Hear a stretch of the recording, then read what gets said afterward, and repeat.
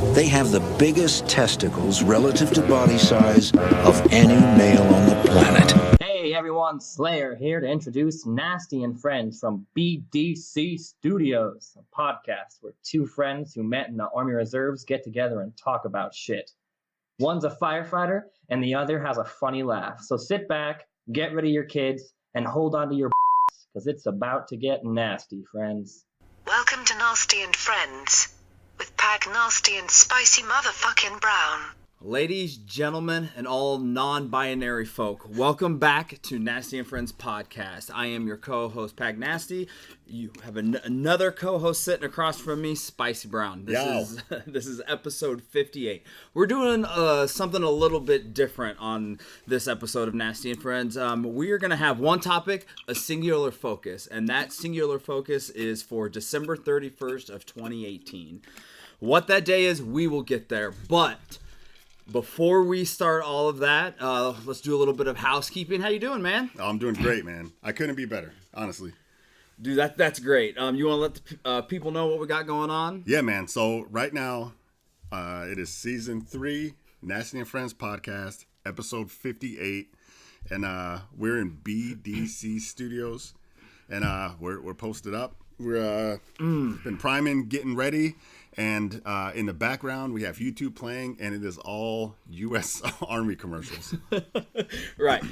We've been talking about doing this podcast for a long time. For people who don't know, that December 31st, 2018, you officially got out of the U.S. Army. You retired with 20 years, correct. And that was like your out date, correct? Correct. Dude, and that's respect, man. I love that, the fact that you did that. And I've had multiple people who've come up to me who've listened to the podcast say that they love like when you talk about the Army, because for like some people, they don't know like either anything about it, they don't, just want to hear first person view of it. And so I thought it would be great to do your final debrief, Spicy's debrief. And just because I'm selfish and I want to know, I want to go through your entire career, where it ends on that date. So if you want, I'd say like start at the beginning. Why did you want to join? Did you think about like any military? Was it Army specifically, or like what led up to you? I'm assuming walking into a recruiter's, a recruiter's place. That's a good question. And then first, I'm gonna back up, and then I'm gonna go back to that question. So, I don't mind talking about military at all. I actually enjoy talking about it most of the time if people are interested.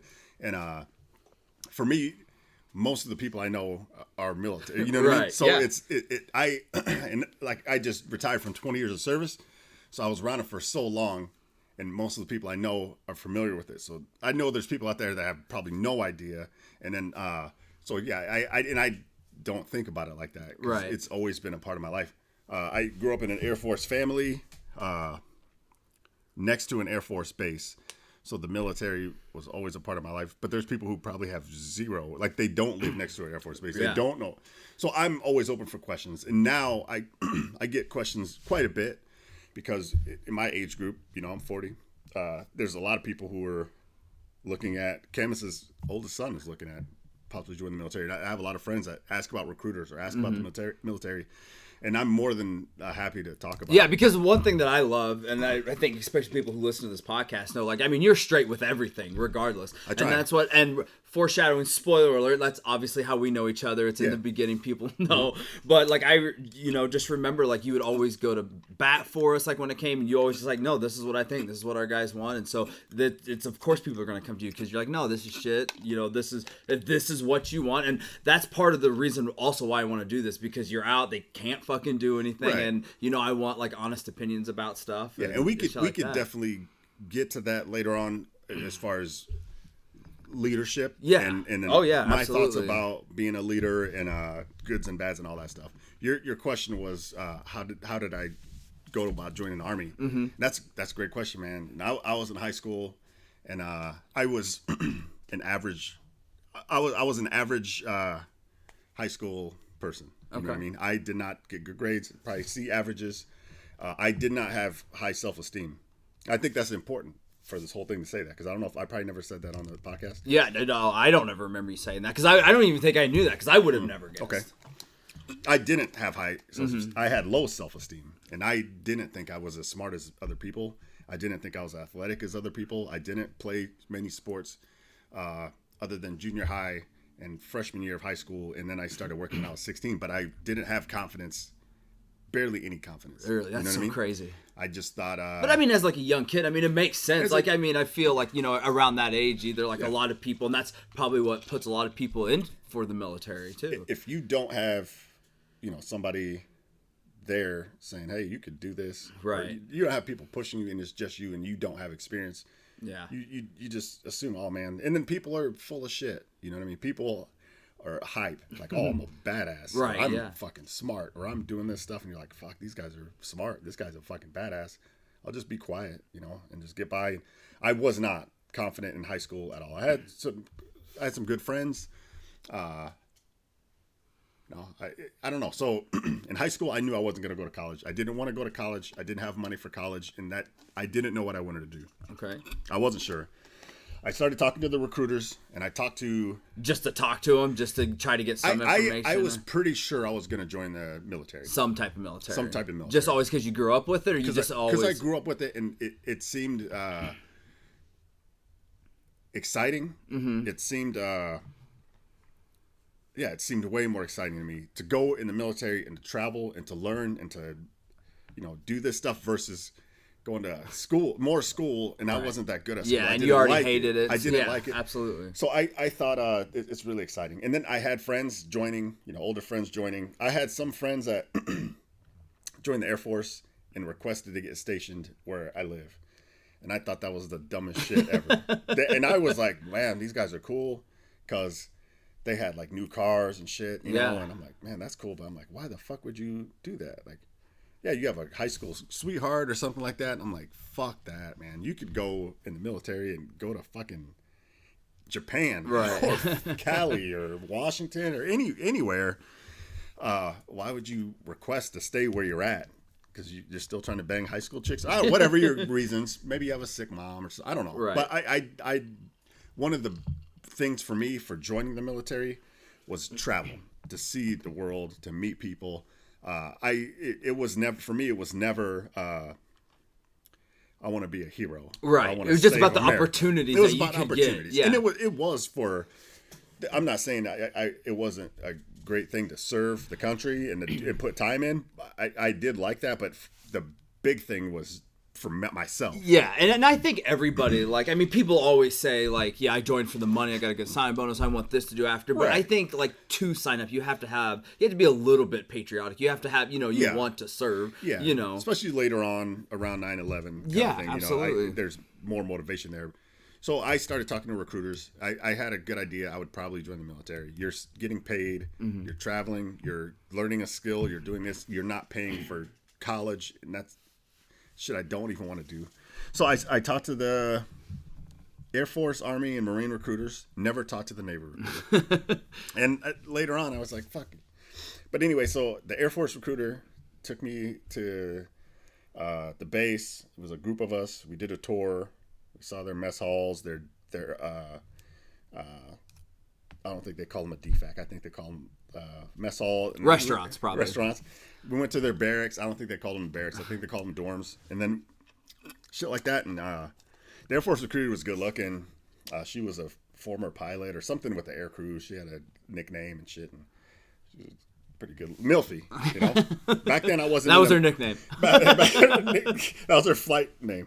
Back then I wasn't even into MILFs. I was probably 17 years old, but I know she was good looking and she would like flirt, you know. Hell yeah. Of course. Recruiters, and we'll get into that too. Recruiters are full of shit. They lie to you almost every time. I was lied to multiple times, and we'll get into that. But took the tour, and she's like, "What do you want to do?" And I said, "I want to be infantry. I want to be airborne." And she said, "We don't have that. The closest thing we have to that is security forces, which is police." And I said, "Oh, I don't want to do that." So I took the tour, got my free food. It was nice. Talked to the Army a few times. Talked to the Marines a few times. Said the same thing. I want to be infantry. I want to be in the combat unit. With the Army, the Army and the Marine Corps, you have to have lower skills, lower testing scores, and they have their combat jobs. I wasn't worried about, even though I was a C student, I wasn't worried about passing the test as much. Right. I just wanted I wanted a certain job. Okay. So, being a kid, you want to test yourself. Especially back then, even though I didn't have confidence, I thought this is a way for me to prove to myself and to maybe gain confidence and to do these things.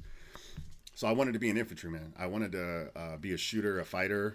I didn't want a desk job. I didn't want to be a mechanic or anything like that. Something I could do on the outside. I wanted to talking to other people who were in, they said the infantry is the backbone of the military. The U.S. Army infantry is the whole U.S. military is based around the U.S. Army infantry, and that's still it's a great club to be in. You know, absolutely.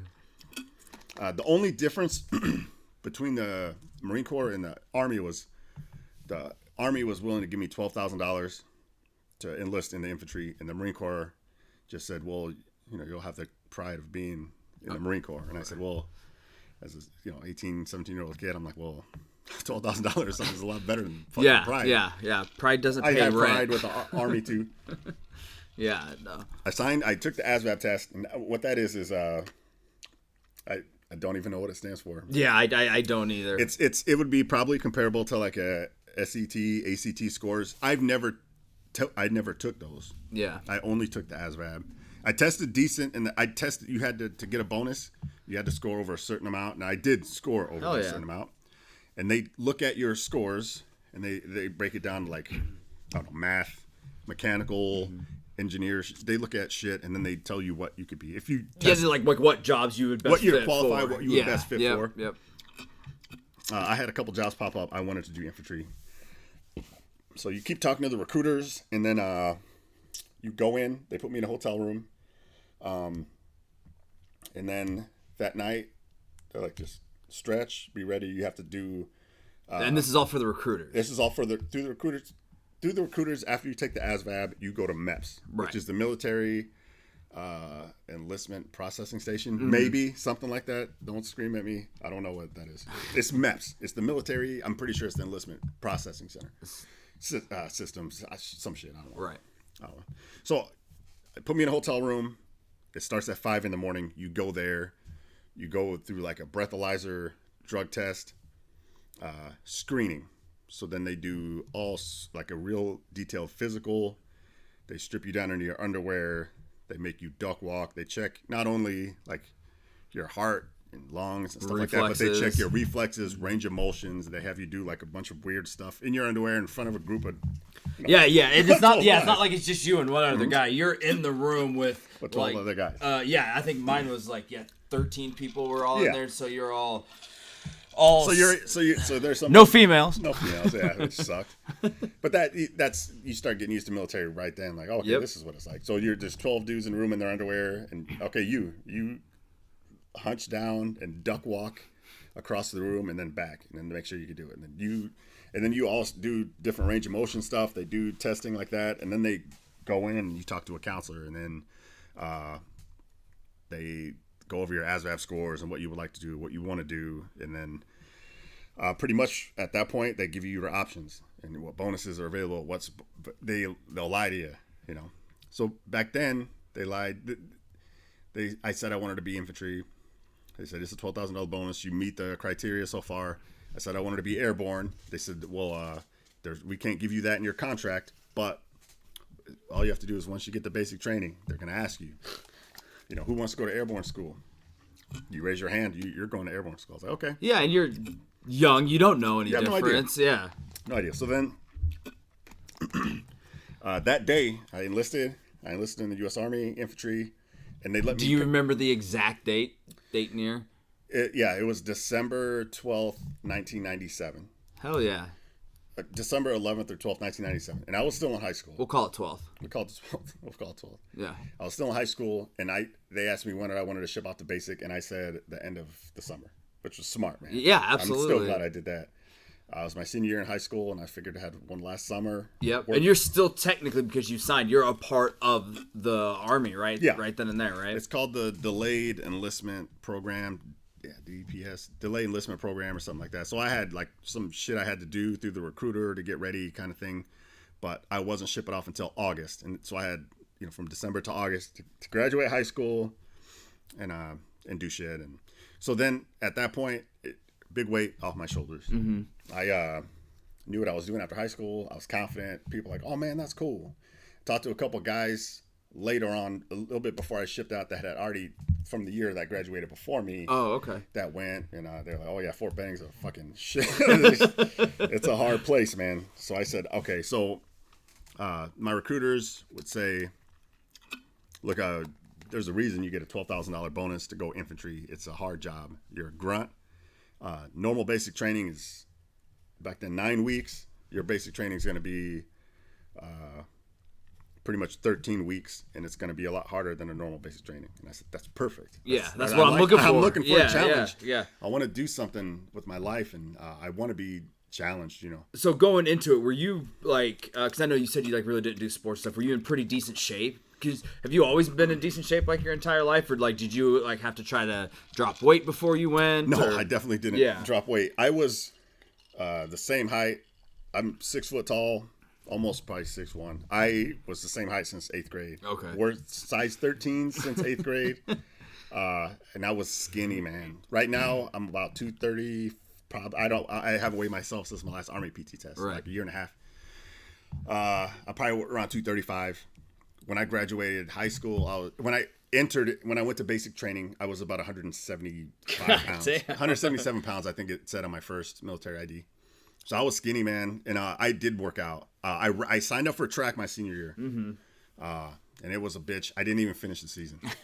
I was so sore. They were trying to weed people out. And so I just wanted to get in shape. They said, you're going to run. You're going to run, and you're going to ruck march. It's called humping. You're going to be humping all over the place. Get ready. So on top of trying to get in shape and running, I was learning general orders and stuff that... Yeah, it's nice when you have like at least a decent recruiter to go, because I went in like knowing like to, about face, like and all that in March, like so and there's people who had no idea anything, and so it was just nice to be just that little bit, just to kind of know something. Absolutely. So. What to prep for, what kind of shit, So I did. I started, and it was nice having that much time. I was still studying for high school, I had some pretty easy classes. Like I said, I wasn't that good in school. I think I made it through geometry and math, and I didn't push myself though, So I was graduating high school. I was working, and I was studying for the Army, and I was nervous and excited, probably more excited. High school, graduated, had a good summer. I was working, getting ready for the Army, saying goodbyes. And then the day I left was August 27th, 1998. Okay. And my recruiter picked me up. My mom's crying. I was trying not to cry. Nervous, excited. Yeah, absolutely. Not really knowing what you're getting into. Yeah. Just being like, well, I'll be back in 4 months. And then not. Yeah, and there's a lot of shit that happens in between that point. So I was excited, and then so you go back to MEPS, you get paperwork, you get a couple food vouchers for the airports, and I was flying from. I was flying to.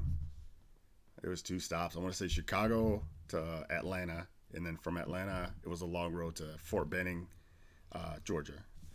So there was a few of us there, all went to the airport, civilian clothes, get to the airport, Chicago, Atlanta. In Atlanta, we picked up some more people.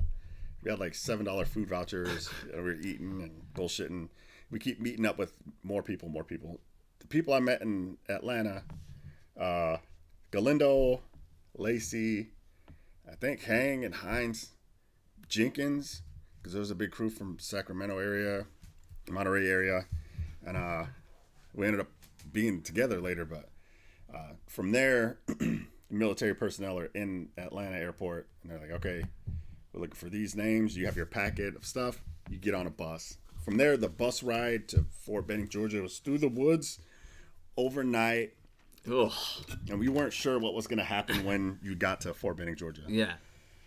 Because they don't tell you about it. Like, you don't know if you go in like a hold if it's in going to be there, a shark like attack, like whatever they call it, like right off the bat. And so So we drive. We're all nervous. We're kids, and we get to Fort Benning, Georgia, late night. It's in the middle of fucking nowhere, man.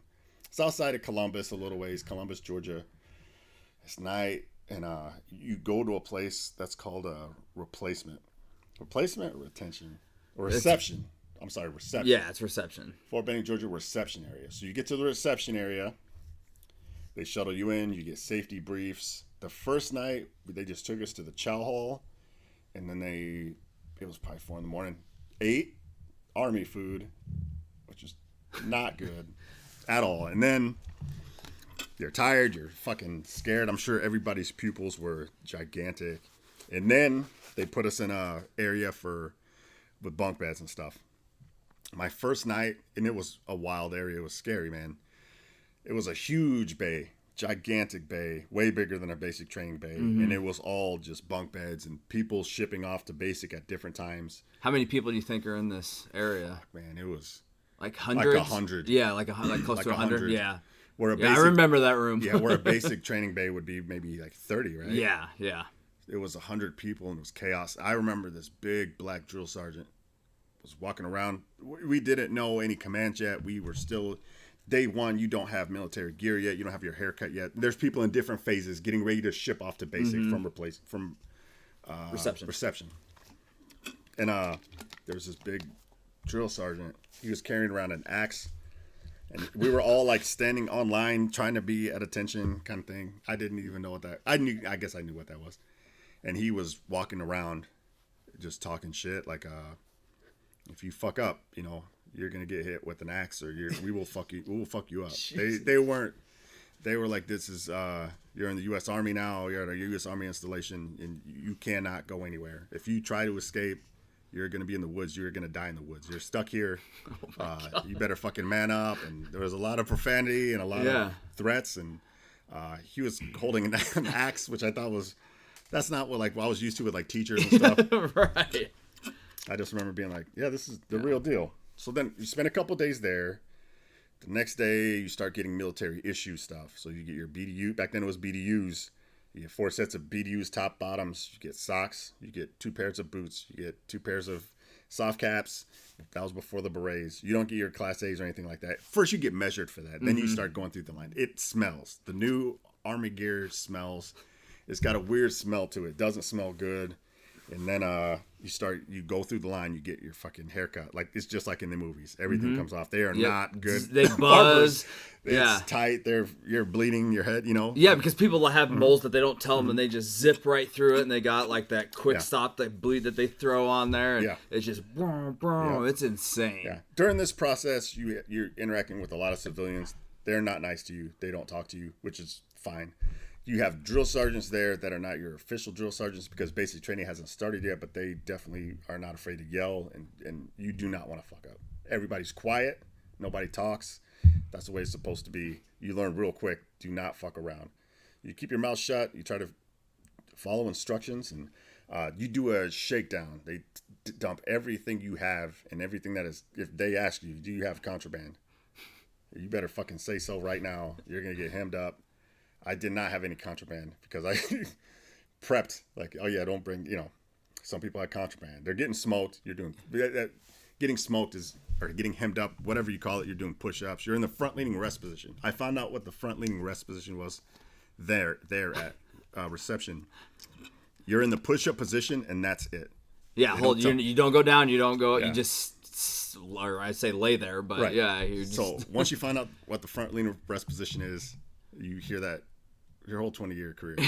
And then if you start pushing, they're like, what the fuck are you doing? Like, you're in the front-leaning rest position. I didn't say you to go down. You stay there. So now you're just in that position. And it'd be like a plank. Just a push-up position. And you're shaking, you're sweating, and then everybody's looking at you, and you're like, I don't want to be that guy. So you go through that. You go through your SGLI. Back then, in 98, it was $250,000, I think. And they would tell you, do not fucking leave that to your girlfriend. Yeah. If you're a fucking idiot, you die in fucking training. You do not want your slut girlfriend getting $250,000. Leave it to your mom. Leave it to your sister. Whatever. Yeah, saw a family member. Yep. I had a girlfriend when I was in basic training, and She was going to a local college, and we thought we would make it, kind of thing, like most people do. Yeah. Young and dumb. Full of cum. And I'll get back to that too, because it's a funny story, man. But so then you're going through all these classroom stuff, prep, getting gear, getting everything ready. A lot of inventories. You can't ship off if you don't have what the fuck you need. You're dumping your duffel bag. You're doing, hold up, one pair of blacks. You're holding shit up. You're doing that. Fort Benning, Georgia is a big U.S. Army base in Georgia, outside of Columbus. It's the home of the infantry. It's the home of the airborne. They have special forces troops there. It's a big base. Part of that is the training base, Sand Hill, and it is the ITB, the Infantry Training Brigade. So if you're an U.S. Army infantry recruit, you go to Fort Benning, Georgia. Everybody there was infantry. There was nobody else. So there was no women drill sergeants. There was no people who joined the Army to be mechanics or cooks or tankers or cops or any. There's 100 lawyers. There's 212 jobs, I think, with the Army. None of those fuckers are there. They went to normal basic trainings. Fort Benning, Georgia, you were infantry. Mm-hmm. That's it. So the drill instructors are infantry. They're not, whatever supply guys that wanted to go to drill sergeant school. They're all infantry. They've all been to Panama and the Gulf War, and they all have combat patches, and they do not fucking like privates. They do not like recruits. You refer to them as drill sergeants. You do not refer to them as sir. Sirs are officers. They don't work for a living. Yeah. If you call a drill sergeant, or you call a sergeant sir, you say, I'm not a sir, I'm a fucking sergeant. I work for a living. I didn't go to college. You call me a fucking sergeant. Like, how dare you, In the Marine Corps, it's sir, yes, sir. In other branches, Air Force, I'm not sure. In the U.S. Army, drill sergeants or sergeants. Yep. You call them drill sergeant. You do not say sir. You will get him the fuck up. You start learning that stuff. As you're getting ready to ship out, you start getting orders. I think I spent a few days there. They would fuck us up quite a bit. They had raids where they would look for contraband. You would dump stuff. You would do drills. They had a bunch of people trying to go AWOL. And those people were walking around with orange reflective vests. Full front, full back, orange reflective vests. You knew they were on suicide watch. They tried to fled. Yeah, and so for people who don't know, AWOL stands for absence without leave. Yeah, absence without leave. So they either try to take off. Mm-hmm. They just don't want to be like, shit's not for me. But once you sign, It's real hard to get. Oh, yeah. People do it, obviously, but it's you definitely don't want to be one of those people either. So. Absolutely not. So those people had watch all the time. And then you had like drill sergeants for they broke us into small groups, not platoons. I don't know what it was, but you had certain people you had to follow, and then the people that were gonna go, and you would do push-ups, do sit-ups. They would give you lectures, shit like that. They're just getting all your information, getting ready to go to basic training, medical, dental, like I said, life insurance, stuff like that. From there, we went to Charlie Hold because basic training was full. We got busted. They didn't tell us we were going to Charlie Hold. We thought we were going to basic training. When you go to basic training, you see the movies. It's called a shark attack. As soon as they're screaming at you, get off the bus. You're doing push-ups. It's a nightmare, man. We thought that's where we were going. We didn't. We got off the bus. It was pretty chill really chill compared to a shark attack. We go to Charlie Hold. We're there for a few days. We're going through chow lines. We're learning general orders. We're learning facing movements. We're learning rank. We're learning stuff like that. And is that just so you can wait to rotate into basic? We're waiting to rotate into basic. They were full. We had to wait a week or so. And then before eating and chow, what's your first general order? If you don't know, you're doing push-ups at the end of the line. Yeah. Next guy. So there's 3 general orders. I couldn't tell you one of them. When you said it, I thought you were asking me. I was like, I don't fucking know. I brain dumped them all. Never. One of them, I think 2 was never leave your post without properly being relieved of your post. And they're 3. They're long. Some of them are long. I don't remember what they are. They're not applicable. Yeah. They're basic core stuff. I don't know. Anyway, we get hemmed out. One time. We ate spaghetti for lunch. You'd be a fan of that. No, hell yeah. And then they smoked us for an hour. Flutter kicks for 20 minutes. People are puking. Just shit like that. So then finally, tomorrow you ship off. You're going to basic. 5-2, the 520, yeah, 5-2, 524, 354. 354 was a battalion I was at Fort Benning, Georgia. Male foot. Fuck, I should know that. I don't know. Anyway. That's all right. It's been a long time. That's where I went in the shark attack. So in Fort Benning, Georgia, back in 98, they used cattle trucks, like real cattle trucks. Like legitimate cattle trucks. And they packed in there, nut to butt, they call it, you can't move. If you drop something, it's gone. You're fucked. You're packed. So when we went to Charlie Hold and then we went to basic actual boot camp, you're in a cattle truck and you can't even fucking move. You're in there tight. And then it comes. So what the drill sergeants do, I got to witness this when I was in the base in Missouri. Lost in the Woods. Oh, Leonard Wood. Yeah, that's where I went to basic training. When yeah. I was just there a few years ago, and we ended up, we were there for a few weeks for summer training, and we were at the chow hall. And when day one soldiers came in for their first lunch, it's great seeing it when you're on the other side of it. It's amazing. So much fun. So in an infantry company or a basic training company, you have one company. 4 platoons, and then you have your battalion. It goes to division. Right. Your division breaks down to brigade, and then battalion. So for us, we're in a company, and so we have our company. The company breaks down into 4 platoons. So you have your company commander, company first sergeant, your 4 platoons with your 4 platoon drill sergeant leaders, and then there's lieutenants around there too. I don't remember seeing lieutenants really.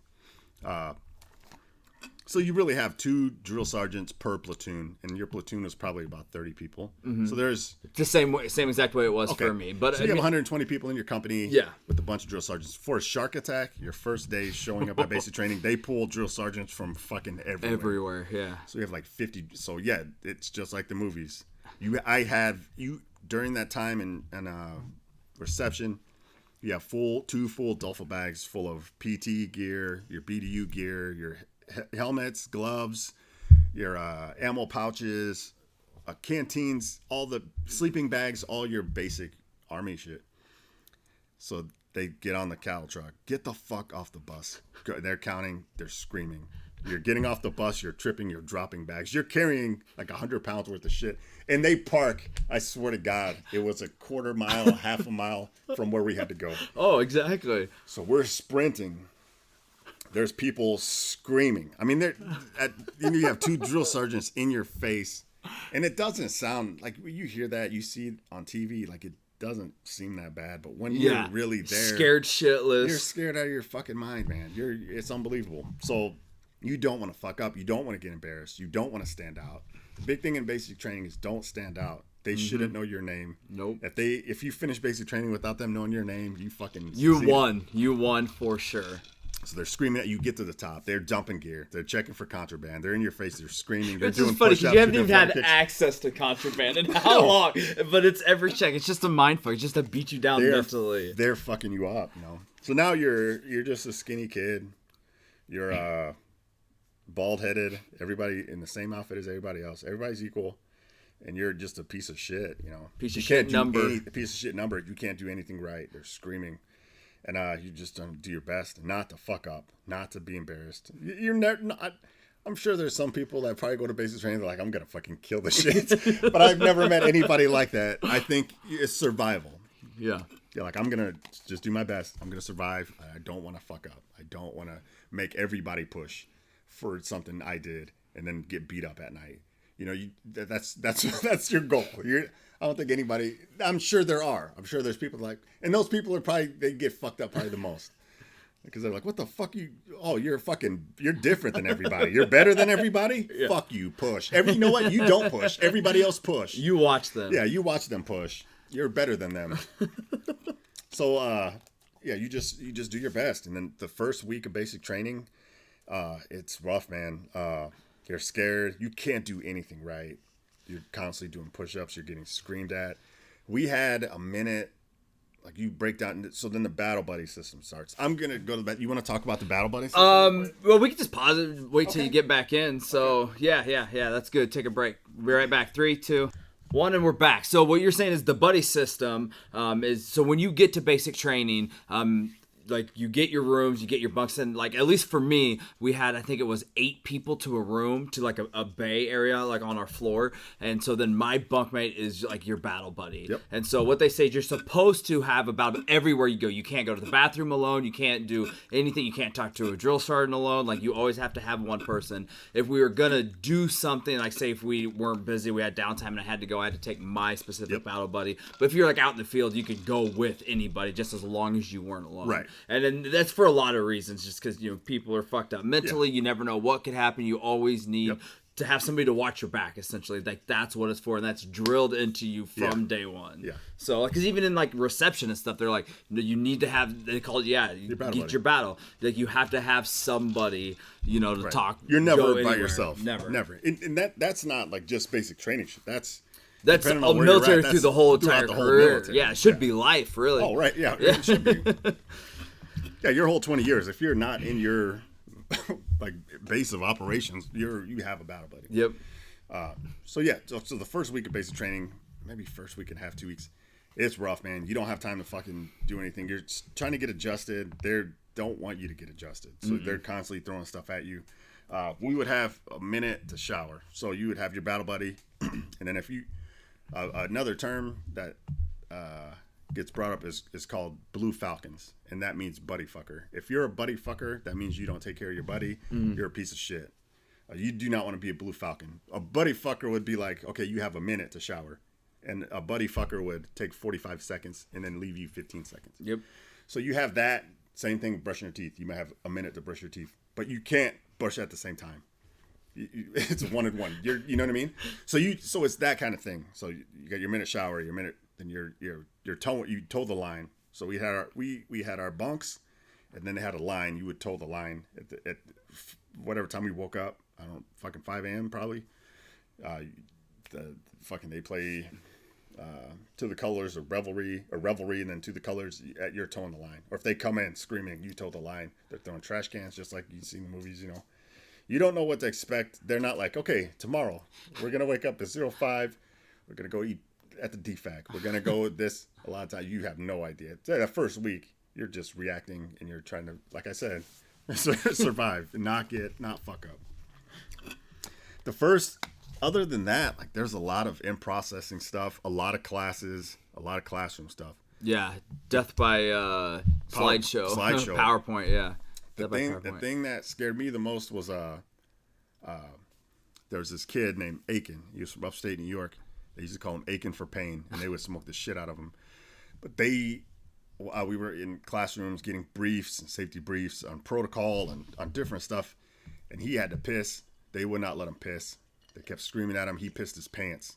And then I was like, well, that's really as embarrassing as it could get right then. I'd rather probably get punched in the face than piss my pants in front of your colleagues. So I'm like, that's a thing. And that kept continuing. We had another guy shit his pants, and I'm like, I don't want that. You know, and that you can't control that. If your body wants to shit or piss, and they don't get permission to shit or piss, you're shitting or pissing, and that's something you're not used to. That really scared me more than getting punched. You know what I mean? So then you start after the first week of getting, owned, briefed. Then you start. I mean, you're doing PT every morning, and it's cold, man. In Georgia, PT is physical training. I guess later it was cold. Yeah, physical training. You have that, and they would smoke the shit out of you. We would do PT, physical training in the morning, but it continues all day. You're constantly fucking up. You can't do right. You're doing push-ups. You have your platoon guide, who's also a recruit or soldier, somebody in boot camp, and then your team leaders, your squad leaders, and they rotate because people fuck up, and then you're getting forced to hydrate constantly. When I first got to Georgia, it was August. It was really hot, man. Then August, it's really hot. He Cat 5 a lot of the time. Damn. So you're forced to drink water. And then you're like, I want to hydrate, but I don't want to pee in my pants. But you have to. I mean, there's no option. So like at the end of the night, like say we're done training, you do formations. Mm-hmm. So like a formation is columns and rows of people. You're 40 inches directly behind the person in front of you. They're 40 inches behind you. You put your arm up to get directly behind them. It's maybe tough to explain, but if you see a formation of soldiers, it's you know exactly what it is. Yeah, it's not a gaggle. It's really precise. You should be able to look between soldiers, and there's nobody in between them. You're directly behind the person in front of you. You dress off the right, like everything. Your clothes, everything dress right dress. So your bedding, you got the hospital fucking corners and all that shit. You have a little locker with your BDUs and your physical training clothes. That's all dress right dress. Mm-hmm. They check that shit. If your shit's off a little bit, it's getting tossed fucking everywhere. Everything. Even if it's perfect, it might be getting tossed everywhere. So, they might move it and say it's not perfect then and then throw everything out. Standing in formation is awful. People would never understand that. Never had to do that. It's one of the most hated things. One of my most hated things. That's going to surprise people, and that will surprise people. Yeah, it's fun because sometimes they just would leave you at attention and leave and like come back like hours later. When you get in, there's for parade, U.S. military parade, U.S. Army parade and ceremonies. I think it's FM 21-20 or some shit. Yeah. I'm probably way off, but it's a certain thing, and you start getting into marching, and you start getting in just staying in formation. You're usually at attention, parade, rest, at ease. You're locked in that position. If you're at the position of attention, you don't fucking move anything other than your eyes, and then I look down. They will try to distract you or whatever, and they'll do like inspection. So you open ranks. So you're in a row of 4 people, and we got into that later with weapons, like weapon inspections. You open ranks, and the first rank takes 2 steps forward. Second rank takes 1 step forward. Third rank stays where they are. The fourth rank takes 2 steps back, and that allows space for your platoon, your drill sergeants to walk by everybody, get in their face, ask them questions, look at their weapon, do this shit. So when they're in your face and they're screaming at you, they're asking you questions, whatever. If you look around, you're getting fucking hammed up. They would be like, "You want to fucking fight? Like, what the fuck are you doing? You want to go in the woods and fucking fight?" I got asked if I wanted to fight a lot, and my answer was the same.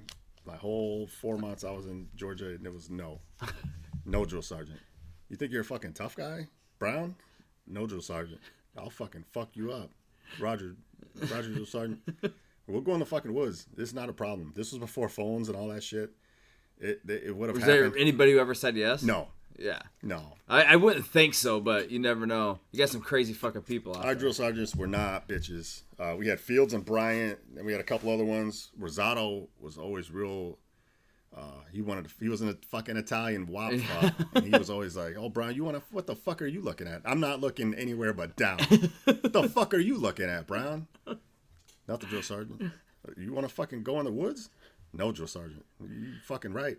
Yeah, because I'm sure as soon as if anybody did say yes, as soon as they said it, they'd probably just get hit right there. there would not be a fair fight. You know what I mean? Like it might be, and then they're like, "Oh, this guy's a problem." And then there's 4 drill sergeants beating the fucking shit out of you. His soldiers had died in Fort Benning a lot. Yeah. So you're doing all that, and then they would try to mentally break you, scare you, physically break you. You get muscle failure and you can't do anymore, so you do that. And then after a few weeks, they start building you up. You do your BRM, your basic rifle marksmanship. And that's when you first start learning about shooting. It starts in the classroom, and they show you what your aiming sights are. You aim through the back, your front sight post, how to adjust your windage and all that stuff, your front sight, how to zero, how to qual, how to squeeze the trigger. You go, it's BRM, basic rifle marksmanship. It go over everything, trigger squeeze, sight picture, body position, all your basic stuff. And then you go out in the range and you do it. What was cool, like one of the big accomplishments for basic training in Fort Benning, Georgia, was after you qualified with your rifle, you get a Kevlar cover. So before, it's funny, dude, because you had your shell forever. Yeah, they never had a cover for me. And it wasn't big enough. They didn't have one big enough. At one point, I just refused to take one when they went to the new helmet shit. I was like, nope, I want this old one the whole entire time. So back then, for rifle qual, you take your fucking LBV, which has your magazine holders, your canteen holders, your first aid kit, Now all that's changed in the last 20 years. All the how you call it has changed. Yeah. It's IFAC now. Like individual first aid kit, or all that changed. The webbing, it went from LBV to webbing to now it's whatever the fuck it is. And it used to be a flak jacket, and now it's, I don't know, IBA or individual body armor. All that changed. Back then it was whatever your kit was. It was LBV with the suspenders and your pistol belt, which just sucked clipping that shit. And everything now, 20 years later, is so fucking smooth. But back then it was that, your flak jacket, and you had your Kevlar helmet. Your Kevlar helmet, if you see soldiers in movies and stuff, they have a liner on it. It's the same color as your either ACU, BDU pattern, or now it's the like multicam. But in basic training, it looks like a turtle shell. It's rough, it's OD green, and it's got like that's what it is. So once you pass rifle qual, you get a helmet cover. Dude, that's so fucking and great. It's a BDU that matches your BDUs. It doesn't look like a fucking OD green turtle shell. That's an accomplishment. I remember my first weapons qual was rainy, and I qualified, and I was excited. And then you actually had time to pushing people through. You actually had time to like sit up in the woods, and you're supposed to be studying. And back then you fucking sleep whenever you can. If you get caught sleeping, you're fucked. But it's worth it. It's worth it. Yeah. So you would do ranges. We did hand-to-hand combat for a week, and the memorable thing about that was a drill sergeant punched me in my solar plexus, and it dropped me, and I couldn't breathe. And I'm like, that's shit. How he just like you guys were like wrestling, or how? No. It was like a demonstration. Oh, okay. Like, Brown, get up here. Bang. Like, oh, fuck. It's an incapacitating fucking strike. Like, oh, all right. Yeah, it works. Yeah. So we do that, and then you, if you're in, at this point, you're starting to build up. Mm-hmm. You're building confidence, and originally by the end of it, they want you to be like, you're a fucking hard motherfucker, and it works. So even in the middle of basic training, like you do a week of hand-to-hand combat training with the U.S. Army in, infantry training. You think you're a fucking bad motherfucker. I was not a bad motherfucker. I'm still fucking 18, 19, 170 pounds. I did a week of fucking fight training. I would have fought anybody. It would not have been a good idea. I would have got my fucking ass whooped. You know what I mean? Yeah, absolutely. But that's maybe not. That's the mindset, though. Maybe not. You got the right mindset. Yeah, absolutely. No, and I'd say anybody, definitely not the drill sergeants, and right. but they build you up like I'm a hard motherfucker now, man. I did my week of hand-to-hand combat, but for a kid, you're like, fuck yeah, fuck with me. So you do that. You start in infantry. You start doing all your weapons. So it's pretty much you're doing your land navigation. You're learning maps. You're learning how to do land nav with the compass, with the map, with the protractor. You're learning terrain. You're learning tactics. You're learning weapons.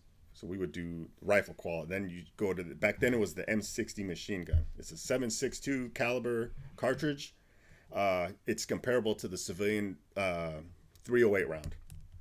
The M16 rifle is comparable to the 223 round. It's a 5.56 round NATO. For the civilian, it's a 223.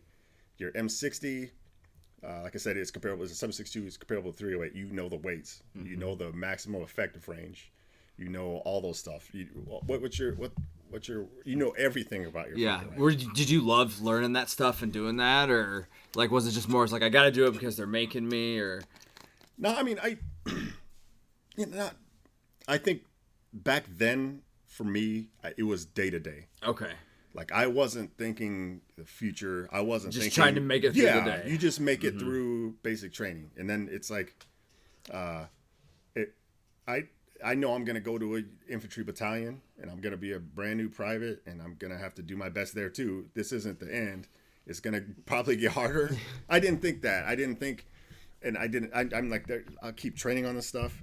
This is my... They make it very clear, like, this is your rifle. Like, this is you. Mm-hmm. Like you look at and you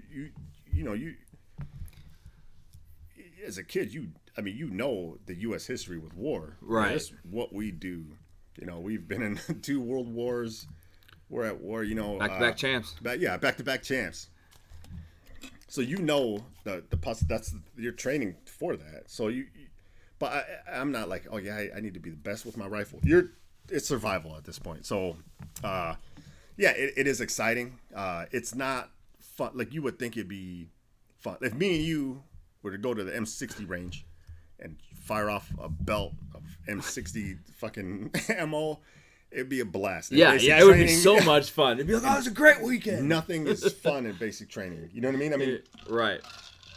It's stressful. It's scary. But I just figured, like, at like some point, like with me, at least when I was going through basic training, I was like, man, I just gotta, like, as much as like it was still like as much as it sucked, it was still fun, and so I just try to find stuff that I enjoyed. Yeah. And I just know like you really enjoy guns and stuff, so I didn't know if that was kind of like, well, you know what, Kickstarter, like, yes, you have to learn it and stuff, but like, oh man, I'm really interested in how this works and. You know, that type. But I guess, like you said, I mean, it makes sense that you wouldn't be. It's definitely, you know, if they're like, hey, tomorrow we're going to the fucking M60 range, you're like, oh, that's more exciting than going to map reading, you know, stuff.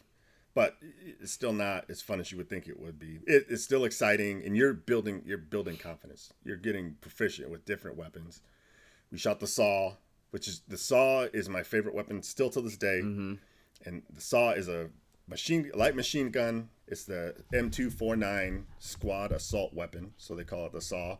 It shoots belt-fed or magazine-fed ammunition, and it shoots 223 rounds. Civilian, for us, NATO, it's 5.56 rounds, and it shoots up to like 800 rounds a minute. It's insane. You can shoot it standing. I love the saw. It's my favorite weapon. Nothing else touches it. Yeah. I love it till this day.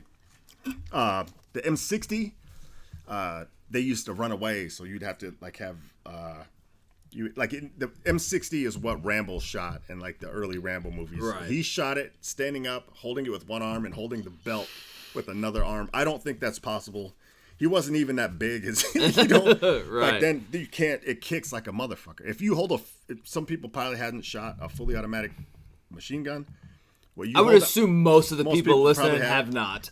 When you shoot a fully automatic rifle, machine gun or light machine gun, it kicks and it wants to go up to your. Yeah, like you're gonna start shooting. You're gonna shoot up in the air. Yeah, you have to pull it in bursts, like brr, brr, brr, or it's gonna shoot. They're heavy enough that it's on a bipod. It's gonna stay on the ground if you're shooting. Brr, brr, brr. But if you hold down, if you're standing up, there's no fucking way, man. Yeah. Now the Army went from the M60, and that was cool because the M60 phased out shortly after that in '98, and they went to the 240. And there's different versions of the 240, the Golf, the Charlie, the Coax, and the Bravo. We shot the 240 Bravo. So and you start doing that. You go to the grenade range. The grenade range is scary. It's something about explosives. I never ever felt comfortable throwing a grenade, really. Yeah. So in basic training, you go through. It is weird when you get there. You're standing in line waiting to do it. It's just like a weird feeling in the air. So you go through the instructions, and you're at a bunker, and they have dummy grenades. The dummy grenade has a shell, it's got a spool, and it's got a pin. That's the three parts of the grenade. Yep. The actual frag, you have different grenades, of course. Smoke, frag, whatever. But I'm talking about the frag range. So you have a fragmentation grenade. So they have the dummy rounds. All it has is a blasting cap in it. So you pull the pin, it uncoils the spool, and then it's live, and then you throw it in the blasting cap, it makes a pop. Mm-hmm. So you're training with that. And they pull some sucker out there. They're like, and they give directions straight out of the fucking FM manual. Like, this is the whatever series fragmentation grenade. This is the task is the whatever they go. They have it memorized, but it is Army. They go through the field manual. Yeah, they make sure they hit those legal reasons. Mm-hmm. They say if the soldier task is to throw the M whatever fragmentation grenade, you will, and they tell you exactly what to do, and if they show you on some poor sucker, like, okay, if you do this, if you drop the grenade, and they fucking grab them, throw them on the other side of the bunker and get on top of them. If you do this, they will do this. You're pretty much that person in a demo, because that shit happened. Yeah, absolutely. People drop the grenade, they throw the they fucking get nervous, pin, or they throw the pin and drop the grenade. Go to throw the grenade, it slips out of their hand. Absolutely. So you do that, and then you actually get in line, and they give you 2 grenades out of the canister, and it's not the pineapples anymore. They're just smooth. They have a yellow ribbon on them maybe, and you're holding them to your chest, and you're getting closer and closer, and you just hear the fucking boom and dust is flying. Right before it's time to throw at Fort Benning, there's a plexiglass window like 8 inches thick, and you could barely see anything other than dust. The grenades do not have any pyrotechnics in it. They don't flash. There's no gasoline or diesel. There's no flame. Yeah, they just explode. It just boom. It shoots out the shrapnel. So there's an explosive inside the actual cylinder, and that what you're holding, that just turns into little pieces and goes in every direction. They have a maximum kill range of what, 10 meters or 5 meters? It's 5 meters. 5 meters. Injured radius of 15. I yes. believe. Yep. Look at you, man. Oh, hey. Pick something up along my way. So it and that goes into later training, as far as bunching up or moving. So then you're holding it, and so how the grenade works is it's got like I said, it's 3 parts. You got the actual frag grenade, you have your spool, and you have your pin. If you pull the pin, if you're holding onto the spool, you're good to go. You can hold it forever. You can hold it forever. If you start slowly releasing pressure on it, and if you release enough pressure, you could hear a metallic click as the spool unlocks from the grenade, and that's when the timer starts. And then you have 5 seconds. It's lowest bidder. I never trust that. Cooking a grenade. Absolutely not. I've never cooked a real live hand grenade. I don't think I could do it. I don't think I could cook one. Like, I think I would just be like too worried that I would forget where I was counting. Be like, oh, what? Where was it? Boom. I would have to throw grenades all the time and know that they were always 5 seconds every time. Cooking a grenade would be like if you kick in a door, throwing a grenade, you don't want to leave somebody time to pick it up and throw it back. So if you're throwing it in a bunker, you would pull the pin, release the spool slightly, listen for the metallic click, and then count 1, 2, 3, throw the grenade, and then in 2 seconds it's going to blow before anybody can grab it. The spool has a spring on it. As soon as you let go of the spool, it flies away from the grenade, and then you throw the grenade. Scary, man. Yeah, it is, dude. But it is like when you're doing it, when you're there. I just remember, throwing it and then just hearing an explosion. Like, yeah! Yes. Oh yeah, Like, you talk about adrenaline. Adrenaline, It's pretty fucking great, man. But yeah, everybody's just nervous as shit, and I've seen like when I was in line, like a couple people ahead of me, they didn't fall in the bunker, but they I don't know what they did. It didn't throw, but it just like hit and just rolled off onto the other side. Like they didn't they throw it, so it was like loud and right there, and they got fucked up for it too. But so that's the closest I've seen. I never saw one fall other than like on YouTube and shit. Okay. But. So when you're at like a grenade range, because there's ranges for everything. They have your rifle range is different than your pistol range. And then there's like probably 50 ranges at Fort Benning, Georgia. Your machine gun ranges, your heavy sniper range, your demo range where you do demolition with C4 and stuff like that. Your grenade range, there's all these different ranges. So at the grenade range, there's like a big concrete wall that you're behind. So you throw the grenade over the wall at a target, and you get behind the wall. So if you don't get down, they will grab you and throw you down. And if you don't throw it over the wall, they will throw you over the wall, kind of thing. But so that's, again, you're building confidence. You're still scared. It's not like, oh man, this is great. But you're building confidence. And you're like, fuck, even how many people can throw a grenade? Nobody that I know that's going to college. They're not throwing grenades right now. They're fucking studying, fucking nerds. So anyway, basic training. Yes, pretty much that's it. You're learning your basic Army knowledge, history, weapons, tactics. Then you start doing they call them bivouacs, where you go out for 2 days at a time. And then you set up you set up, like, I don't know what we call it, an alpha, I think, an area of assembly. Now I think they're called BOOs, your base of operations.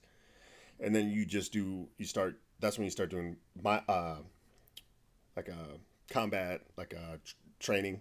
Now they call it rehearsals. You're doing your combat rehearsals. So we use Miles gear back then.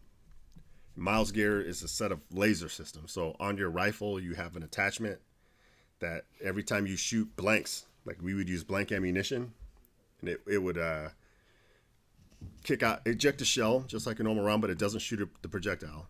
But when you shoot a round, it sends a laser signal out of the barrel, out of the thing attached to your barrel.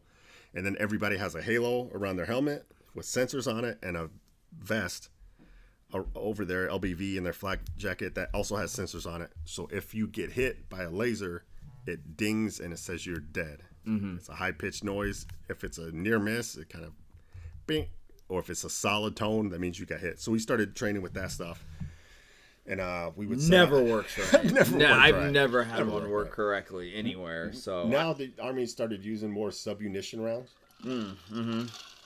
I got to use those in Missouri a few years ago, and it's like a paintball round, except it follows out of a bullet cartridge. Yeah, it's a different bolt, so there's no mistakes. You have your rifle, and then you turn that in. They give you a different bolt that's only compatible with sub rounds, and then the actual cartridge on the bullet on it it's like blue or green or whatever. You could tell it's not like a Full Metal Jacket, you know. Yeah, that's way more efficient than, because you're getting hit. It's not a laser. You're getting hit. It works way better. It works way better. It hurts. So anyway, back then we're doing that. So we would set up a base, and then as an infantry, we're doing light infantry training.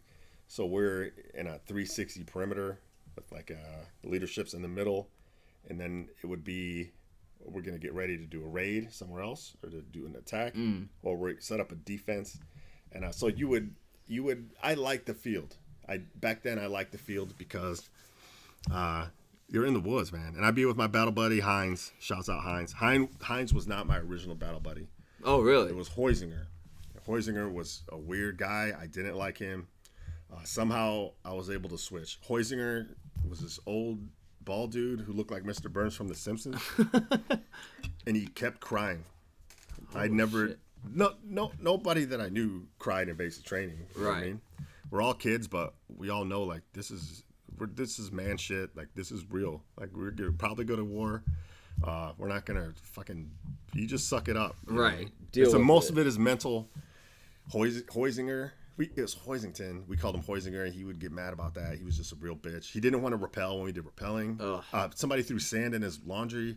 Like, he cried a couple times. I'm like, you know what? Hey, I'm with Heinz. Heinz is still my buddy, and I'll get into that later. Shouts out Matt Heinz.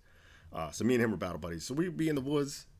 It was just me and Heinz. And then we'd be in a 360 perimeter circle. Mm-hmm. And we would dig like a hasty, hasty position. So it's almost like a 2-foot deep hole, and you're facing out. And then sometimes your feet would touch. Mm-hmm. So it would be like an attack is imminent. 100% of people are awake, or it's 75%, or 50. If it's 50%, then one of you could be relaxing. So like Heinz would eat his MRE. They would take the M&Ms or brownies or all that shit out. We would just eat the MREs. We would save stuff to make meals later, or save the cocoa to make pudding. But he would eat, and I would be in the woods watching for somebody coming. And then we would take a break. Like, okay, you eat or you take a nap, and and you're just looking through your iron sights on your rifle or your whatever, your saw. Yeah, whatever you have. And then you're looking through the woods, and then you're relaxing. And then at night, it's the same thing. So you get attacked at night. You do attacks at night. Then you start doing, like, setting up for a defense. You start learning about claymore mines. You dig your coffin, like a 5-foot hole. And if you have a machine gun, it's like a T-size trench. But you dig your foxholes, and now you're living in your foxholes. But you're in the woods. Early on, it was real nice because at night in Georgia it was good. Towards December, it got cold, man. We didn't have snivel gear. We call it snivel gear. It's cold weather gear. Yeah. But it's under 50 degrees sometimes, and you're just in the wild for a week. You might be outside for a week, so fucking insane. You can't really get warm, and you're in the suck. I being in the woods is something. As an infantryman for 4 years, you're there. That's your life. So I never. If perfect weather is great. It's either the summer, it's hot, and there's bugs and snakes, or it's winter and you're cold, and like you're not going to warm up until you go back to for the a rear week. in a week. You just suck it up, and you're out there scanning and looking. That was fun to me. Everybody would switch. I got cheese in my MRE. You want to switch for peanut butter? I'll do. Yeah, I'll fucking take peanut butter. I'll give you my cheese. Yeah. I'm trying to shit. Towards the end of basic training, the bivouacs got longer and longer. I got my worst time getting hemmed up was during our field problem. I was gonna ask that question. Oh fuck! I got fucked up. So we went to this area. We were out like almost a week and a half, and it was called the Mout area, MOUT. Okay. A mission-oriented urban terrain, and they had in Fort Benning. It's a pretty good one. They have good ones throughout the U.S. Army, and I'm sure the Marine Corps. They got a really good one in Fort Polk, Louisiana. I think that's a Shugard and Gordon one, and that's the one, the two Medal of Honor recipients from the Mogadishu conflict. Okay, yeah. Named after Shugard and Gordon. So in Georgia, most of the time in Fort Benning, you're doing like Vietnam type shit. This is before Iraq. You're in the woods. You're fighting, guerrilla warfare. Not guerrilla warfare. We're not doing guerrilla warfare. We're doing wood shit. Like woodland combat, and then you have to learn urban combat. So they have a simulated city. It's a whole street, and then another one with the T intersection, and it's 2-3 story houses, and you have to fight house to house, kind of clearing floors, clearing buildings, learning how to move down the street, how to clear alleyways, like that stuff, sewers, all that stuff. So that was really cool, and so we were doing that, and there was a fucking event where we had this big war in the streets and clearing buildings. Then they threw gas. We had to put our gas masks on. Oh shit! It was an all-out one. Yeah, we put our gas masks on and we ran to the cattle. We ran and then took a break. We were for like 4 hours. We were in our masks. I fell asleep somehow. Woke up, ran to the cattle trucks. When we got to the cattle trucks, I remember Drill Sergeant Fields held up the laser, part of your miles gear that goes on the tip of your rifle. It's like, some dumb motherfucker dropped his, whatever the fuck it was called. That motherfucker, he's going to owe me. And I remember thinking, man, what an idiot. I feel sucks to be that guy, what an idiot.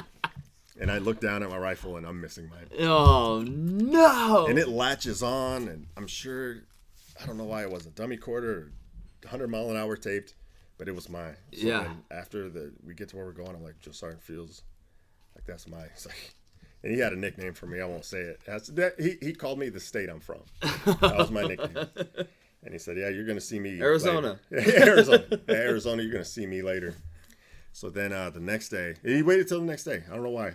Just to fuck with you mentally. Maybe, yeah, probably. It was probably worse. Yeah, absolutely. Because I guarantee you, that's all you thought about. We're absolutely. Like, God damn it, I don't want to do this. So the next day, we're doing drills. We're in that city block, and we're learning how to clear doors and search rooms and houses, which is a completely different thing than woods fighting. Yeah, absolutely. You learn about the funnel of death and how to enter a room with 4 people, how to stack outside of a room, how to scan the road, scan windows, and then how to rock and tap and to be in sync to go through the funnel. You don't ever want to be in a doorway, so you learn how to get in that funnel of death and out into the room and spread out and clear it and move and communicate, and upon contact or no contact, and just move, and where your sectors of fire are, all that stuff. You learn that stuff.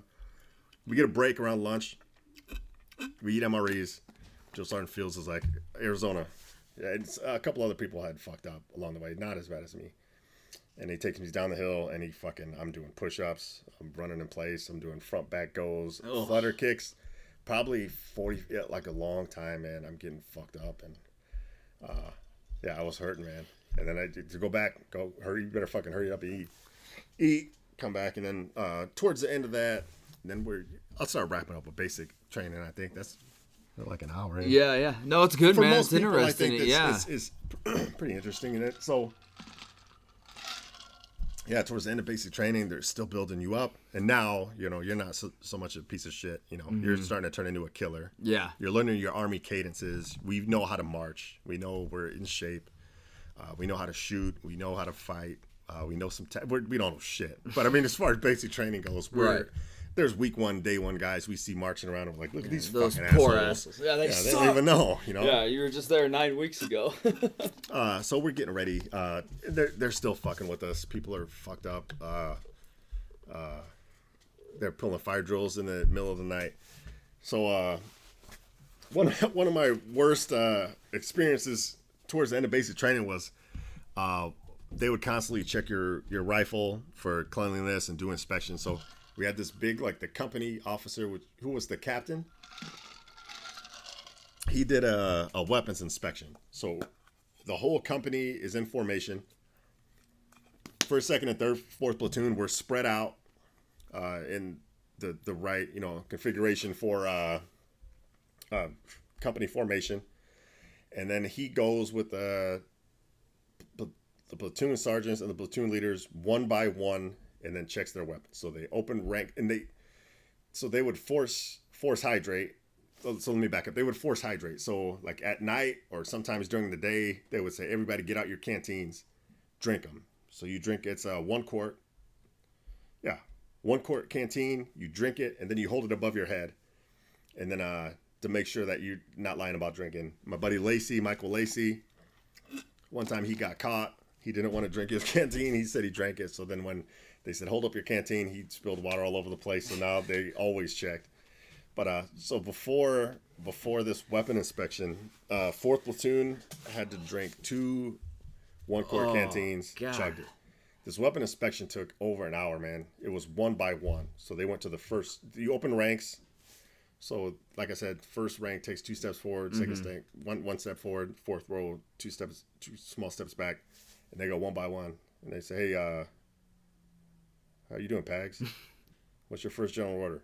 And you have your weapon at your side, and there was different weapon positions, You salute, so you bring it up to salute, and then you put it back at the ready. And then they say, the fuck's up, Pags?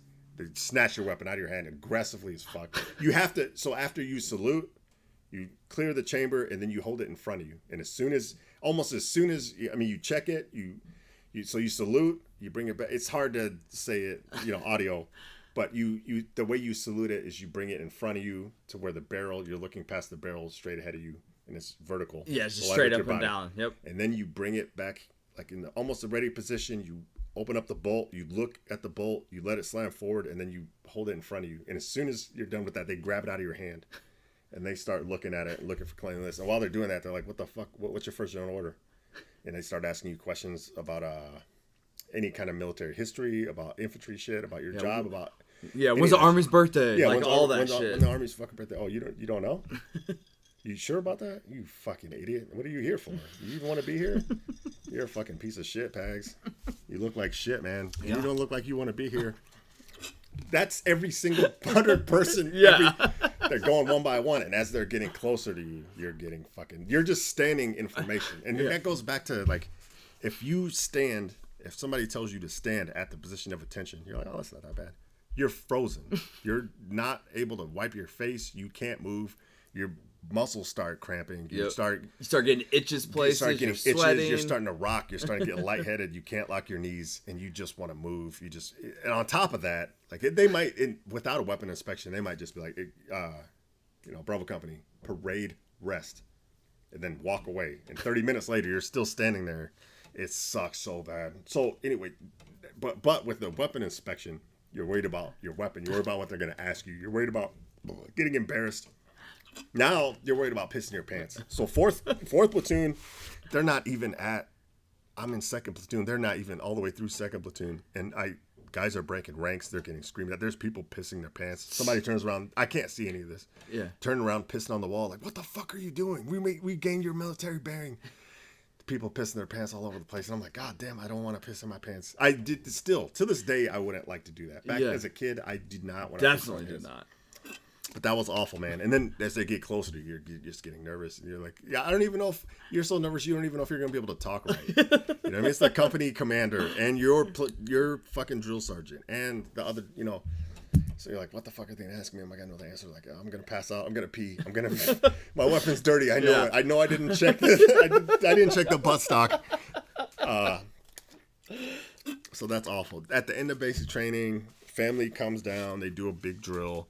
Leading up to basic training, they're always like and at night, I guess I should bring up at night, you do CQ or fire watch. So like you get woken up 2 a.m. Pags, you got 2 a.m.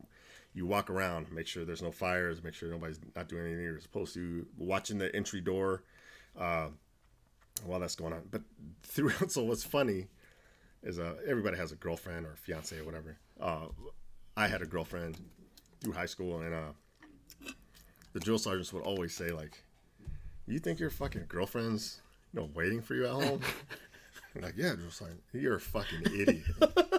She's fucking probably multiple guys. You know what I mean? Like, there's like in your head, you're like, drill sergeant has no idea what he's talking about. Yeah. I have a nice girlfriend. She's waiting for me. She's proud of me.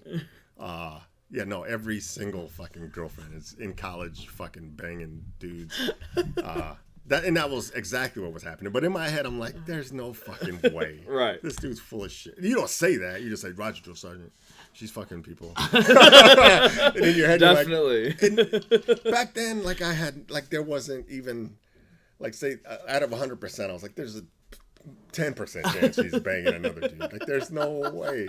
I was such an idiot. And drill sergeant's like, like he's 100. He loves 100%. Yeah. And I'm like, there's no way, And yeah, that's exactly what happened. But I just remember thinking like, this guy, he's just fucking with me. No, he's 100% every time. Every time. You graduate basic training.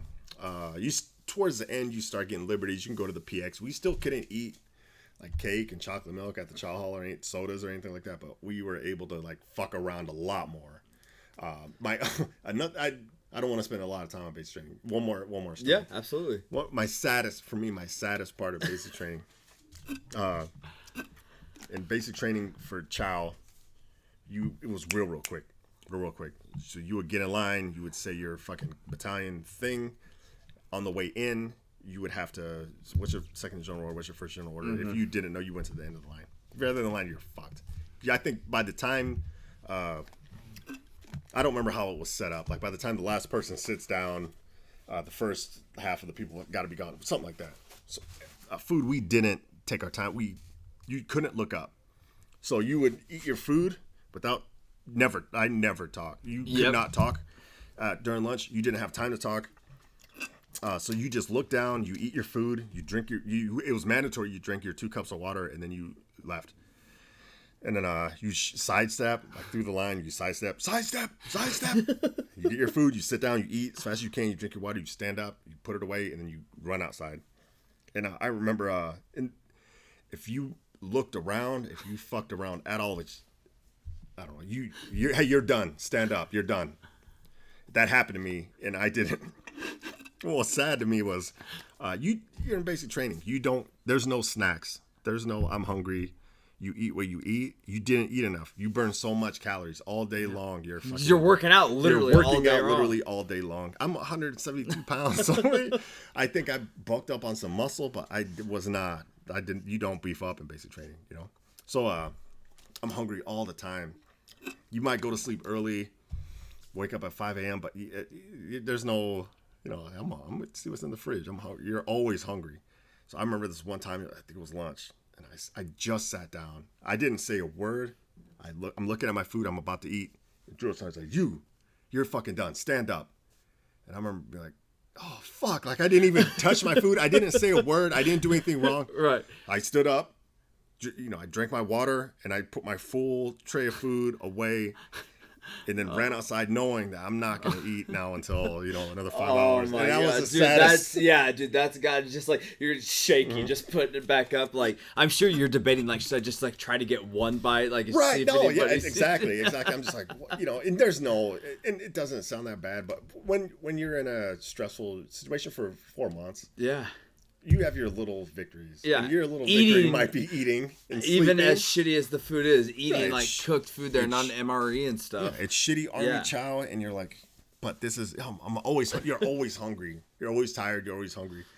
And I just remember sad, wanting to cry, and I didn't cry, but I wanted to. I wanted to be like, but drill sergeant, I didn't even eat anything, and I didn't even say anything, but you can't say shit. Yeah, I would say like one moment for me, like in basic training, was that like annoyed me. Whereas I don't even remember what we were doing. We were sitting around and waiting for something, and I was just spacing off, just putting my mind somewhere else because I didn't want to be there for that day or whatever. And I just hear, "Hey, Pags!" Just look over. Yes, drill sergeant. Close your fucking mouth. Like, I was just like looking, I just had my mouth, I was like, I can't even sit here with I was like, yes, drill sergeant, and then I just closed and just like went back to where I was, but it's just like, you can't even sit there but it's just Pags, yes, drill sergeant, close your fucking mouth. I'm gonna say that to you every time I see your mouth open from now on.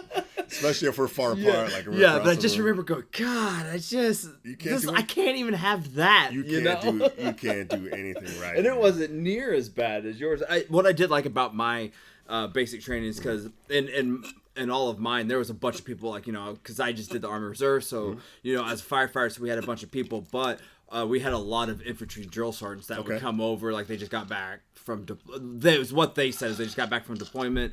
They've been back for a while. They're just kind of waiting to rotate to go back. And so they would just come in and do that. I don't know like how true that is, but I mean, they were definitely infantry. So a lot of the stuff that you're saying, like, I heard as well. It for sure wasn't as intense and stuff as, what you went through, because it's just a basic training.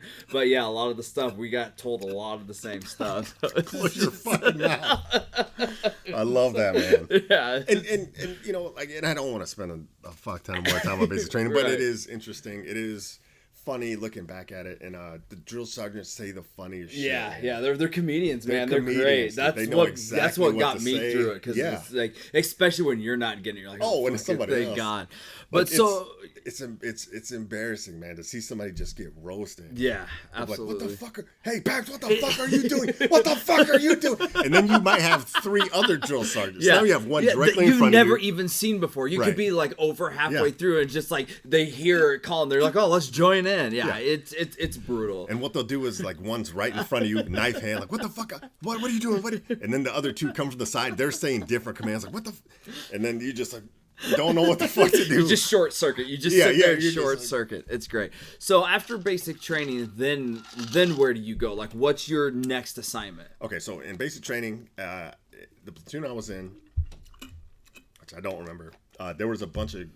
You start forming friendships. Obviously, my buddy Hines, Jenkins, and Hang. We were all close. A bunch of us got orders. Towards the end, that's exciting. I think you put a wish list. You do a wish list. Nobody got what they want. I put Hawaii, and I put everybody puts Hawaii and Germany. I got Fort Riley, Kansas. A bunch of us got Fort Riley, Kansas. Hawaii, Germany, here's Kansas. Yeah, we were in the field when we got that. And it's so far from Arizona, man. So far from Arizona. I was excited. I wasn't excited about Fort Riley, Kansas, but I was excited that some of the guys I knew were going there. And it was close to home base. So it was cool. The end graduation, you do your ceremony, you go home. I had 2 weeks off. Christmas time. It was Christmas time. I left for Fort Benning August 27th. Right. I got home December 20th, and I had 2 weeks off. I got fat. I say got fat. I probably gained 10 pounds. I bet that 2 weeks was a nice break, though. Absolutely. I had to be. It wasn't 2 weeks. We had to be. I think January 1st might have been where I port dated Fort Riley. Okay. I met Gonzo. I met a bunch of guys. I met my buddy Gonzalez. Gonzalez was also in Rocky. He was also in basic training with us. I met him, and then he's like, "What are you doing? You got to be in your fucking Class A uniform." I was like, "What the fuck?" We pull over to a gas station, get a dress uniform. Did not have to be in fucking dress uniform. We go to Fort Riley. We're in replacement now. We spend 4 days in replacement. Everything's closed. It's a holiday weekend. It's New Year's Eve. A bunch of guys come in. We start drinking. Our buddy from Edwards from Houston, never seen snow before. And we go out. We start seeing the town. We have a couple days off. Then it starts again. And they're like, we're doing PT, getting ready to get picked up to go to where we're going. We get our orders to the Big Red 1. Because I think you just get orders to replacement. I'm pretty sure. At replacement, okay, you're going to the Big Red 1. You're going to 116th Infantry Battalion. Okay. You get there and then realize, okay, we're going to Bosnia in a few months to train up. The first thing I did was, after in processing and all that stuff, was a 30-day field problem. The field problem is just the field. So you spent 30 days in the woods in Fort Riley, Kansas in January, and it was cold as fuck, man. Oh. So that was it. You get assigned a squad leader, your platoon sergeant. Other soldiers are roasting you. They're a brand new fucking private. Luckily, we had like 10 of us that we knew from basic training. So I had friends. It's more freedom, obviously, than basic training. It's still really tight. We had our barracks. We had the old style barracks where it was like 4 or 5 of us in a room. And then we had a hallway where the bathroom, public showers, just everybody showered. You had to clean the bathroom. You had to clean your room. You had room inspections. You had to take your trash out. They would come in, white glove. What the fuck is this? Brown, what the fuck is this? You didn't clean above your fucking door frame? Like, negative, First Sergeant. You fucking push. There still is the same shit. Yep. You get more freedom. You get a little bit more freedom, and a little bit more respect, of course, too. Absolutely. But yeah, you're still getting beat down, for sure. You're still getting beat down. You're still new. I mean, you've only been in the military for 12 weeks at this point, maybe, 13 or whatever. So we're doing PT every day, early. It's mandatory. It is hard. And you get your hour after that to shit, shower, and shave. Then you have to be in formation. Your uniform has to be creased. Boots have to be shiny. And then we're doing training, and we're getting ready for Bosnia. We do that for a few months. And I'm 19 years old. I'm on my own, kind of. Yeah. And I'm having a great time. I have good friends. Me, Hang and Hines, Triple H, Jenkins, and a couple other guys, Gonzo. We're all pretty close, and we're training. We're trying to get better. We're getting ready for Bosnia. And we go to, our first thing was we went to NTC, which is the National Training Center in Fort Irwin, California, and that's in the Mojave Desert. Real shithole. Real shithole. That was some of the best training I've ever had in my whole life, because they train at a division level. So the Big Red 1 division. It would be fun to go through and see, especially like at that age, you're new, you gotta see, work with your new sergeants and stuff. Yeah.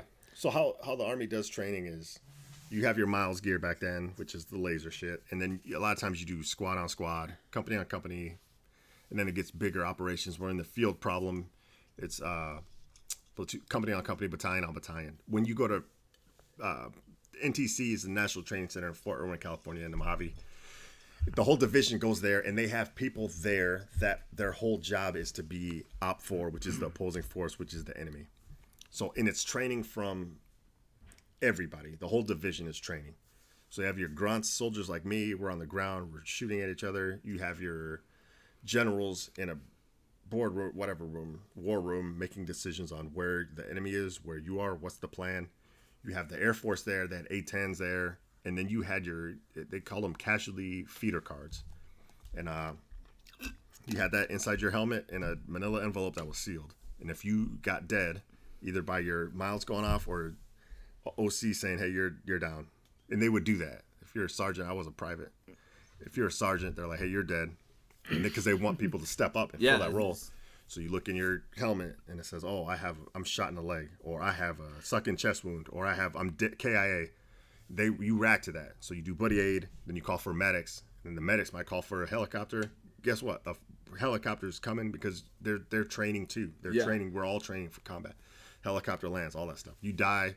And that happened to me at KTC in Korea. I'll get to that later, but it was awesome. So we were there for I think 45 days, and it's a real shithole. Your first week and a half, you're just setting up. Before you go there, you're setting up. You're putting our Bradley fighting vehicles, our troop transports and shit on rail yards. So you have rail yard detail. Long days at the rail yard, chaining fucking tanks and shit. And then you get in country. You get into NTC, and then you're just prepping. You build your shelter half tents.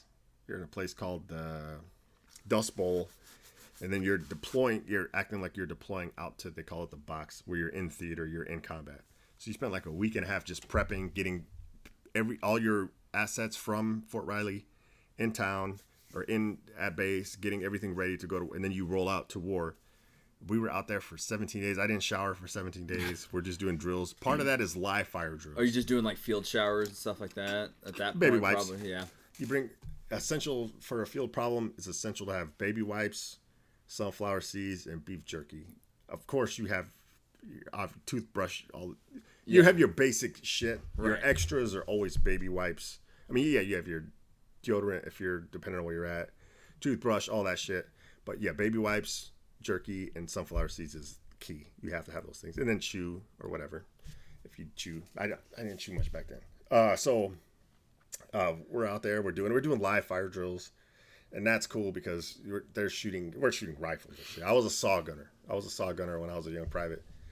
Awesome. And then they're shooting tanks. A-10s are shooting. You're doing live fire. Field artillery shooting. You're doing that. NTC is a dangerous place. Somebody just died there a few months ago. Yeah. Every year there's people that die. People get like if that big of a training exercise, people get rolled over by tanks. I don't think I was driving on V. We almost ran over. I might have been driving on V. We almost ran over people sleeping in a non-designated sleeping area in the desert. And, I think I hit a cop. Like it was close. Like I could have killed somebody. That's on them though. That's on them. Fucking idiots. Just keep going. It's cool. Yeah, just keep going. But that was cool. And then we went to JRTC. JRTC is a Joint Readiness Training Center, and it's in Fort Polk, Louisiana, in the swamps. And there we were training with other assets, and it was the same thing. Training up for Bosnia, learning how to clear rooms, checking for booby traps, probing landmines because landmines is a big problem in Bosnia. I did not like JRTC. We were there in May. Yeah, we went to NTC in like February. We were in the field pretty much 8 months. Mm-hmm. We had a couple of breaks, but we were pretty much in the woods, the fields, the desert, or the fucking swamp for 8 months before we went to Bosnia. And JRTC, it's southern Louisiana. It was swampy. It rained, I think, the whole fucking time I was there. That was the first time jerking off in a porta potty. Oh, hell yeah. And it was it was smelly, it was disgusting. Hot, it was disgusting, man. But you just got to get it out of you, man. You had to get it out of you. Anybody who's done any time in the military, I think, at least males for sure have done that at least once. Mm-hmm. Like I know some people like Milena, he's all like, you guys are nasty fucks, but hey man, you got to get it done. It's like the old Louis C.K. bit. Like you're at the red line. Like I don't know, man. You got to do what you got to do. So yeah, I did not like JRTC. And you're a soldier. You're in the Army. You're no longer in basic training. You're still getting scuffed up. I had problems back then. I probably never told you that. I had problems with authority. Kinda. Yeah. I mean, I know of it, but I don't know like specifically. But yeah. So I started getting into problems probably right around then. And just my squad leader was a really good guy, man. Looking back now, he was like a dad. Yeah. I didn't see him as somebody looking out for me. I saw him as somebody fucking with me. I still can reach out to him and be like, hey, man, I was probably a problem for you. Yeah. Thank you for somebody who needed guidance as a young man. Absolutely. Never did that. I still can, and I still should. You probably should. Just, I mean, if you're thinking about it, I mean, might as well. And the thing is, you might reach out to you and be like, who is this? Yeah, you might. No, he would remember. Yeah. His name was Faust, Johnny Faust. I'll look him up. I will. Shouts out. Yeah. If you're thinking about it, you definitely should, I feel. Yeah. So anyway, I would get into trouble. I was drinking heavy. Even though I was a soldier, like I didn't. So I got put on Article 15s a couple times. Restricted to post. Extra duty. Staying, everybody else gets off. Like close of business is at like 5 if you're not in the field. And I would have to work till like 10 o'clock at night. That made me even more angry and aggressive. And I was mad. And so I would do push-ups all the time. I would start shit. And that's the thing is like a lot of people, I guess I don't know if anybody ever really thinks, but I mean, you're getting these kids that are from like, and I'm not saying you specifically, but getting kids that are broken home, from broken homes that's been abused and shit, people you want fighting your wars for you, they have that anger, but that's why the breakdown in basic training and shit for, like so many people, like it's tough, and when you get there, and then you're gonna start drinking because it's the only thing that you really can do, and I don't know why I was just I would get in trouble. We would get in fights. We were getting a lot of fights, and I got arrested. I got arrested for Yeah, on my birthday. I got arrested. I fought the cops. That one. I should really apologize to Johnny Faust, Sergeant Faust, because for that one I had to. He had to go to the courthouse, or not the courthouse, the jail, and bail me out. But they wouldn't release me to him, even though he was my squad leader. You could only be released if you're active duty to Fort Riley Police. Oh shit! So he had to come at 2 a.m. Ugh. And I'm fucking talking. You I'm kicking shit over in the jail. I'm cussing out cops. I just fought 2 cops. I'm talking all this shit. I'm kicking over. It takes. I'm not bragging. It takes like 6 cops to bring me. Yeah. In. That's another. I was abused by the cops. Mm-hmm. I got beat up by the cops. I didn't. So anyway, in the jailhouse, called my squad leader. Hey, Sergeant. This is Brown, arrested. Come get me. I'm mad that he didn't. Like, what the fuck? I'm wrong immediately. I'm mad about that. Yeah. And then I have to give him my ATM card, my ATM PIN number. He bails me out. I still have to wait for the Fort Riley police. They pick me up. I'm talking shit to them. Like, you guys aren't going to fucking do anything? I'm all bleeding. I'm hurt. You're not going to ask if I'm okay? Fuck you. You know, I'm talking shit. I'm yelling. They were cool because it's a 30-minute drive back to the Fort Riley police station. Mm-hmm. They're fucking for sure not their first time. No, they're ignoring me. They could have probably beat the shit out of you too. They just ignored me as I'm venting. Shouts out to them, man, for not being dicks. The cops at the thing were dicks. So now I can't get released from Fort Riley Police until my first sergeant comes to get me. I do not want to see the first sergeant. And it's not, at this point, it's 4 a.m. PT's in like an hour and a half. I'm dozing off in the cell. I'm in the cell by myself. I'm dozing off, and the fucking pricks, they just, hey, wake up. Wake the fuck up. And I'm like, for what? Yeah. For what? Like, it's 4 a.m. I'm hungover at this point. I'm drunk as fuck. They keep screaming at me to wake up, and I'm like, yeah. And then it's dozing. I get picked up. And then that's a whole nother story. I don't want to get into that much. It ended up working out. I fought it. The Army said I fucked up. I said I didn't. I said I fucked up off duty. That's on me. Yeah. They were trying to punish me, and I'm like, the city is already punishing me. You know, right. I have to go to court. I got to, like, you should have my back. Anyway, that's a whole other thing. Deployment to Bosnia. Bosnia, we're there for 9 months. Did you like Bosnia? At the time, no. Looking back, yeah. Yeah. I didn't like it because you're gone for 9 months. Mm-hmm. Yeah, that's a long time. You think things are going to change. It wasn't that bad. Looking back at it, I'm a single man. I'm 21 years old. Don't have any kids. Don't have a wife. Just living the life. We couldn't. In Bosnia, it was a peacekeeping mission. Serbians came over. They did ethnic cleansing. They killed a lot of people. So our mission was really a show of presence. So we would patrol the streets, make sure with the UN troops. That was really cool because we got to see other soldiers, and we were actually working. Oh yeah, that'd be great to like work with like other soldiers around the world. Yep. That'd be pretty sweet. Mm-hmm. And I have patches. Yeah. So we would do. I think the rotations were 2 weeks of patrols and then 1 week of guard duty. So we spent a lot of time in guard towers, and gate duty, and then we did a lot of time just driving around Bosnia. We couldn't go off the roads because of landmines, and we would work with like Italy. I got a patch from Sweden, and I might have told this before, but working at the gate, we would trade patches. And like, oh, give me your patch. And I'm like, I can't take off my USA patch. I will get hemmed the fuck up. I have to. So I started carrying U.S. flags in my pocket. Yeah, that's great. So I traded them for a Norwegian infantry. Those guys look like Arnold Schwarzenegger. They would roll up. They were not friendly. They'd be like, what's up? yeah, like that. But hey, so I finally asked them, like, hey, you want to switch patches? And they're like, yeah. Yeah. It's black. It's got a red like fucking reindeer on it, and it says Norwegian Infantry Brigade or some shit. Fuck yeah, dude, that's great. Way cooler than a USA flag. Yeah. I got a Swedish one. I got Italy, I think. I got a few of them. The Swedish was the coolest because Sweden and Italy had women in their military, and they were really, really nice. And I still remember they would roll through the gate. They had this it looked like a MRAP. It was an armored vehicle with wheels, not tracks. And the chick that like this blonde woman with like braids, like you'd see the movie.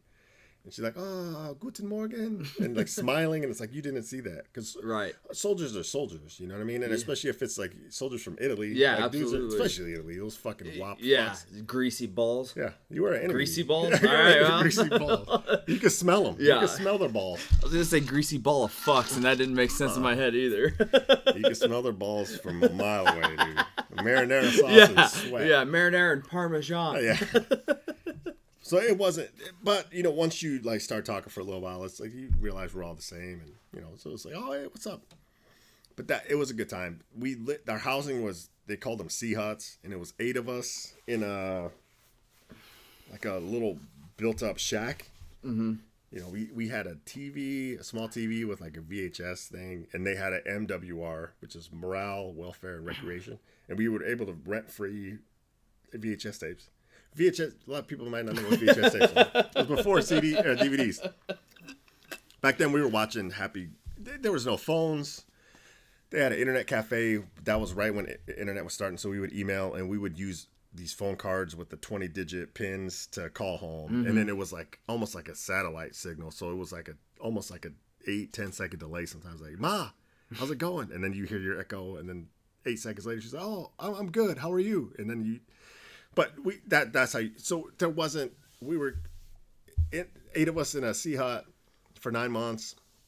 We were just living, you know, and communicating and trying to de-stress, and you couldn't go anywhere without your battle. And they had Anthony's Pizza at Camp Doble, and they had a little PX at Camp Doble.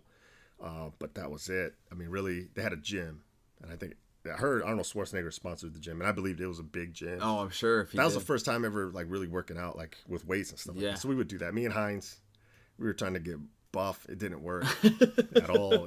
He got mad and quit because I was gaining more than him. Yeah.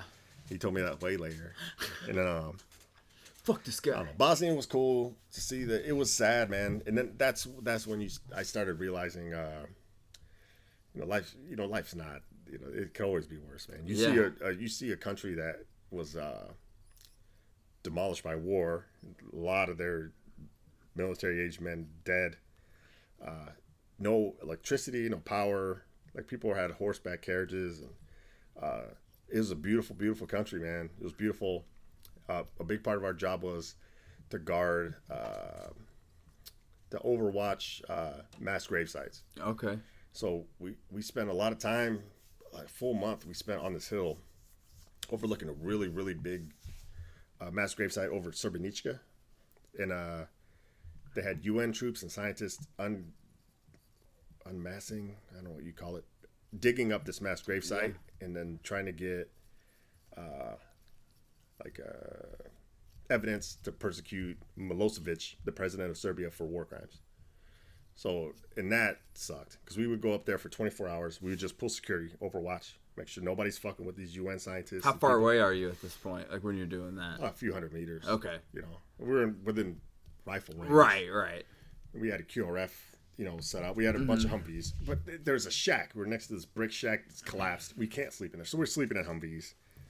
And so I never slept well there. And then there's sights and smells of a mass grave site that you don't like. I bet. So we would spend. Luckily enough, never have seen one. So, but that was a big part of it, and oh yeah, shit's real. The people out here, they're not fucking around. But we would do patrols. We would go through different. Bratnak was big. Srebrenica was a big one. The schools still had bullet holes in them and missile holes, and so you see that people didn't have teeth. It was a war. It was after a long war happened. Yeah. To see people like that, you're like, shit back home is not that fucking bad. I got right. MTV was going on back then. Jackass was huge. We would watch Jackass Sundays or Tuesdays whenever it came out. But it was a good experience. We weren't allowed to drink the whole 9 months, which is really good for me at that time. Yeah, absolutely. Just being a young man, never had a real dad. No, I should have. People trying to take care of me, I should have said, he's just trying to be like my dad. Yeah, but you can't see it from you that. Don't I mean, see you it. can see it as a 40-year-old man looking Yeah. back now, but as a 19-year-old You're just kid, a young, angry kid who the army is brainwashing to fight and kill. Yeah, absolutely. Every cadence is about killing, and you're aggressive already. just full of testosterone. Yeah, absolutely. And I was aggressive, man. And then the army's like, you need to be a fucking hard motherfucker, man. Mm-hmm. You need to. It's like, okay, that's me. Yep, I want to fight. go. There's no war. I'll fight in the fucking street. We'll come back from JRTC. I just spent 40 days in the swamp, and I'll go fight a college kid now. Mm-hmm. So that's the way it was. We would fight a lot, and I was just really, really aggressive. And I kind of finding yourself. Yeah, absolutely. 21 years old, you're just finding yourself. Well, in the midst of knowing you might have to actually kill another human. Right, I mean, right. seriously. It's For sure. up. For sure. The chow halls in Bosnia were really, really good, man. Way better than Fort Riley. They had civilians working there, and it was open 24 hours. You would get off guard shift at 2 midnight, 2 in the morning. That sucked because you're living in a shack with 8 people. Some people are not like nice, you know what I mean? So you come home, they come through, slam their Kevlar down, take their flak jacket off, take all their stuff off. In Bosnia, you had to wear there was no civilian clothes. We call them civvies. You were in your military gear all the time. You had your rifle all the time. Shower, you had your rifle with one mag, one full 30-round mag. If you left the gate, we could only leave the gate with 4 Humvees, your 200, your full kit, 7 magazines, 210 rounds, your rifle, and then your crew surf weapons, 50 cals, Mark 19s. You had to get cleared to leave the gate, and then we were on patrol. On the base, like even at the gym, you have your 1 magazine in your pocket, and you have your rifle with you for 9 months. And that's so now I have an AR. I'm really comfortable with an AR. Yeah. I carried one for 20 years.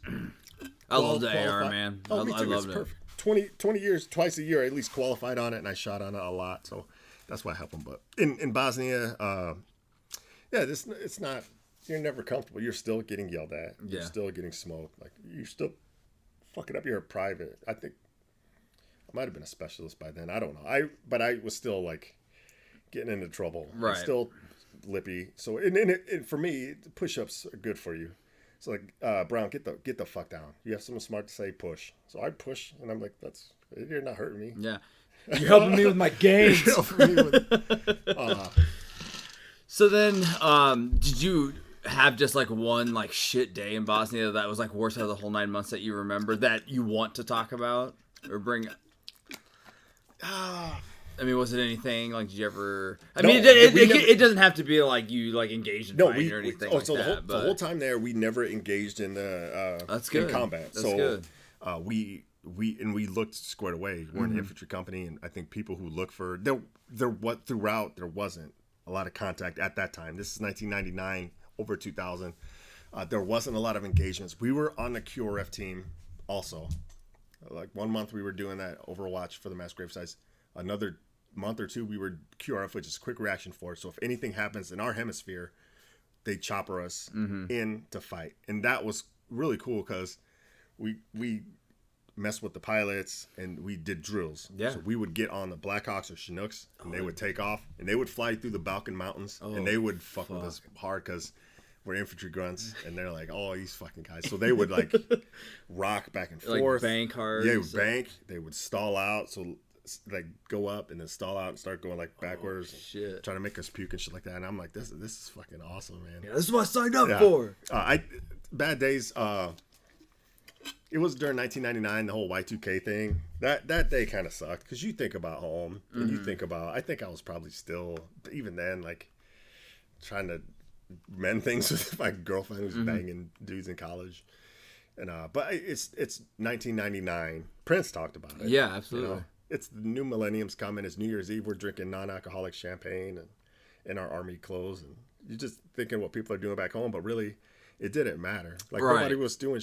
We were actually doing cool shit. Yeah, we're riding around in tanks. We're riding around in helicopters. We're trying to save a country, but you're just thinking about, oh, I'm missing things. You know, I'm missing, and you're missing good food. We would prank each other a lot. 9 months is a long time.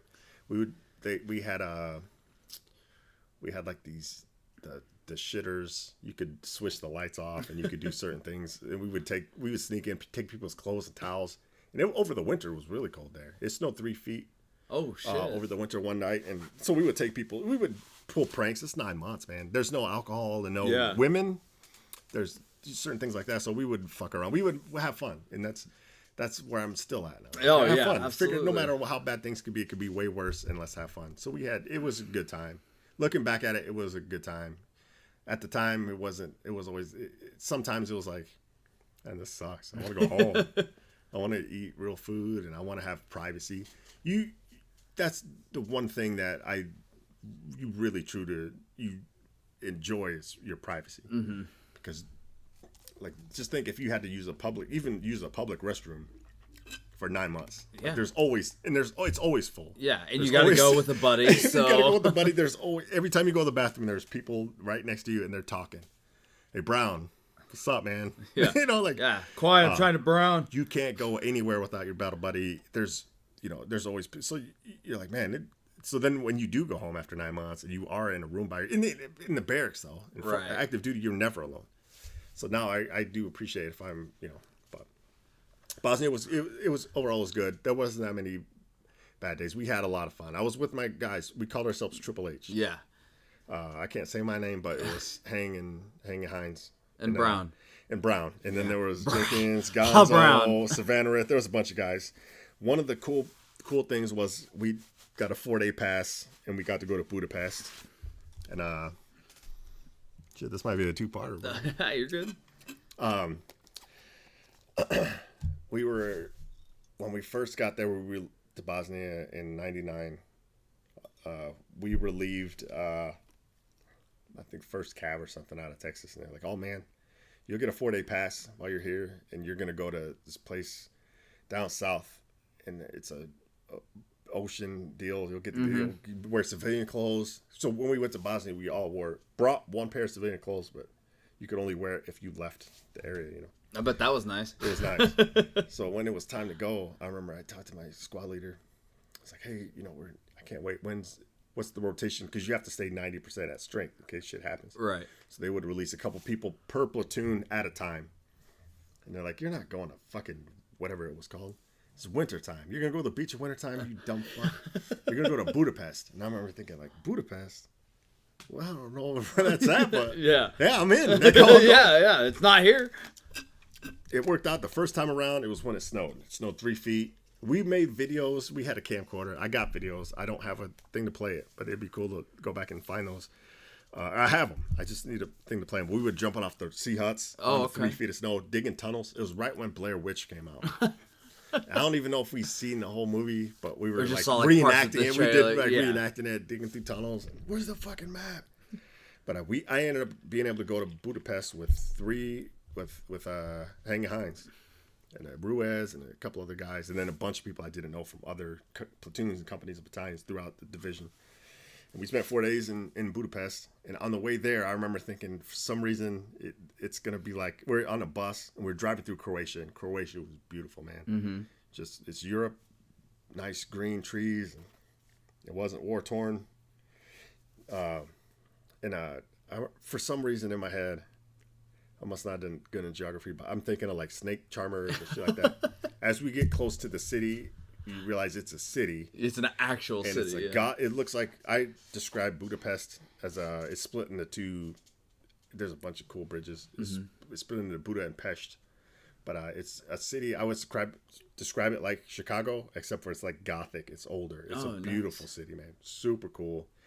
We 4 or 5-star hotel there. And hung out there for 4 days and just had a blast in Budapest, man. Dude, that's great, man. Yeah, I bet you were like super shocked, expecting just run down man. shit, and then when you see that, you're like, what the shit? And then you do safety brief after safety brief after safety brief as you keep going you leave Camp Doble and go to Camp Eagle, and then from Camp Eagle to Tuzla, Maine, from Tuzla, Maine to somewhere else, and then from somewhere else through Croatia, and then you're picking up more people. Safety brief. They give us a list of places. Do not go to these places. The Hungarian mafia is real.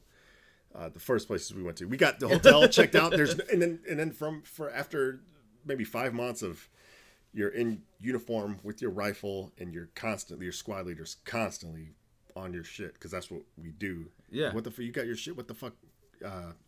Just watching you always to being free. No rifle. You're in civilian clothes. We're in a hotel now. This is our city. Yep. you switch over to forints was the currency, and it was. I'm not a math guy. I've said this. Each dollar was like 1,400 forints. So trying to do like you buy like we went to this place and we're buying like a Corona and a shot every time we went to the bar. Big mistake. After not drinking for 5 months, it was like fucking 35,000 forints or something. So I'm just pretty much throwing these fake looking bills. Just give me back what you think I. Right. Yeah, you could be getting screwed. Yeah. You have no idea, of course. Buying like leather jackets and stuff because I was big in 1999. We didn't buy one, but like the price tag is like 7 digits long. Yeah. What the fuck is? But it was for a young kid. That was really exciting, man. And we had a blast in Budapest, man. Then got back to base and got your BDUs back on and your rifle, and you're like, oh, okay, this is life again until we go home, you know. Yeah, but it's nice that you got that break, you know what I mean? So that's fantastic. So you only went there, like you got deployed the one time, or how many times did you go? That was my only deployment. Yes, your only deployment. Yeah. Okay. 9 months. We got home 2000 March of 2000, and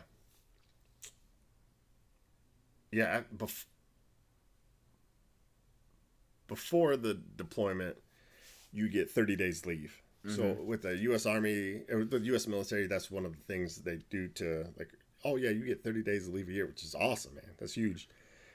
With the infantry company, you can't just be like, unless it's an emergency, you can't just be like, hey, I want to take a week in May and I want to take a week. They're like, no, you don't. No, you don't fucking do that. You're in a fucking infantry company. We take black leave. We're all taking leave the month before Bosnia. Figure that shit out. And I didn't. There was no need. Like I didn't have any weddings or anything. Right. I never had. So you took So we took 30 days before Bosnia, and I spent a week in. I was close enough to home, Arizona, that I didn't need to take leave. So I spent a week in Jacksonville. I had a buddy, Delmar, in Jacksonville. So I went to see him for a week and then went straight to Ohio with the Hines and Hang and those guys. Spent a week there. I went home for a day, and then I went to, I think, LA for a week. And then I went back to Fort Riley, and then we went to Bosnia for 9 months. After Bosnia, I was there for almost another year. And you just had, at this point, like when you had signed up, it was just a 4-year contract, right? Contract. So I had, when I got back from Bosnia, it was maybe 2 years left in my contract, and I wanted to go to Germany. Mm-hmm. I requested to go to Germany, and then shortly after I got orders to go to Korea. Oh. And we could... Close.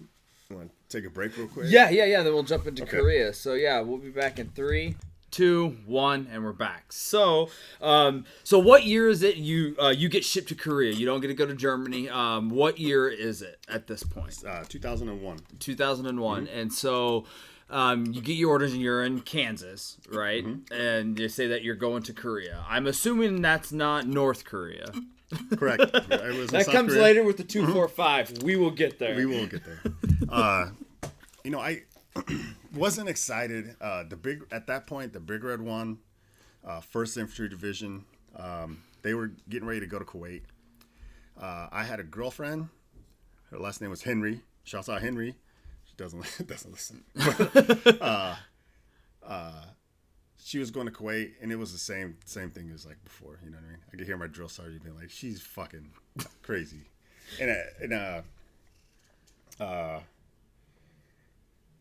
so she was going to go to Kuwait. She was staying. When you get ordered. So a deployment is when a deployment happens, like your whole, like when I would deploy to Bosnia, mm-hmm. the whole Big Red 1 division deployed to Bosnia. When you get orders somewhere, I got orders to Korea. I was going by myself, and I was going to go to another unit. Like, how does that work? Like, why you specifically? It's just the way it is, or yeah, it's just the way it is. Some of my buddies, like Hines, I think he signed a shorter contract than me. Okay, and then Hang just didn't come down with orders. Yeah, orders for Germany are 2-year orders for some reason. Orders for Korea are 1-year orders. I had when I went to Korea, I had 14 months left in my contract. So so that makes sense. Mm-hmm. That makes sense why they would send you there. So if they send you to Europe on your first enlistment, usually it's probably first. Right. You get signed at first. Most of us from my platoon and basic went to Fort Riley, Kansas because they were gearing up for the deployment to Bosnia. So they needed to be over 100% strength. Over 100% because people are getting out. People are getting orders other places. So I went to Korea. My last year in Fort Riley was cool. I was a specialist now. which is E4. It was, we call it the sham shield. You know what I mean? Hell yeah. I enjoyed. I had a deployment under my belt. There was a lot of now there's young privates coming in, and I'm not a seasoned soldier probably at that time, but at least I think I am. Right. You know? I mean, you are to a yeah, degree, for right. sure. I mean, it's not like you had 15 years in or something like Yeah. that. But I mean, you definitely have a I don't have deployment. a And you've combat- been in for 3 years Right. at this Yeah, point. I don't have a combat deployment, but I'm still been in for a while. Yeah. I'm not a private anymore. Yeah. So Went to combat with those cops. yeah. So So with my confidence, like starting off, my confidence is really in a good place compared to where I was at in high school. Yeah. You know what I mean? It gets, my confidence grows more later. You know what I mean? Yeah. But at least at this time, I know I'm just as good as anybody else. You know what I mean? Yeah, absolutely. And that's all you could want, is to know that, I can compete with anybody else. I'm in pretty good shape. I'm getting 300s on my PT test, which is max.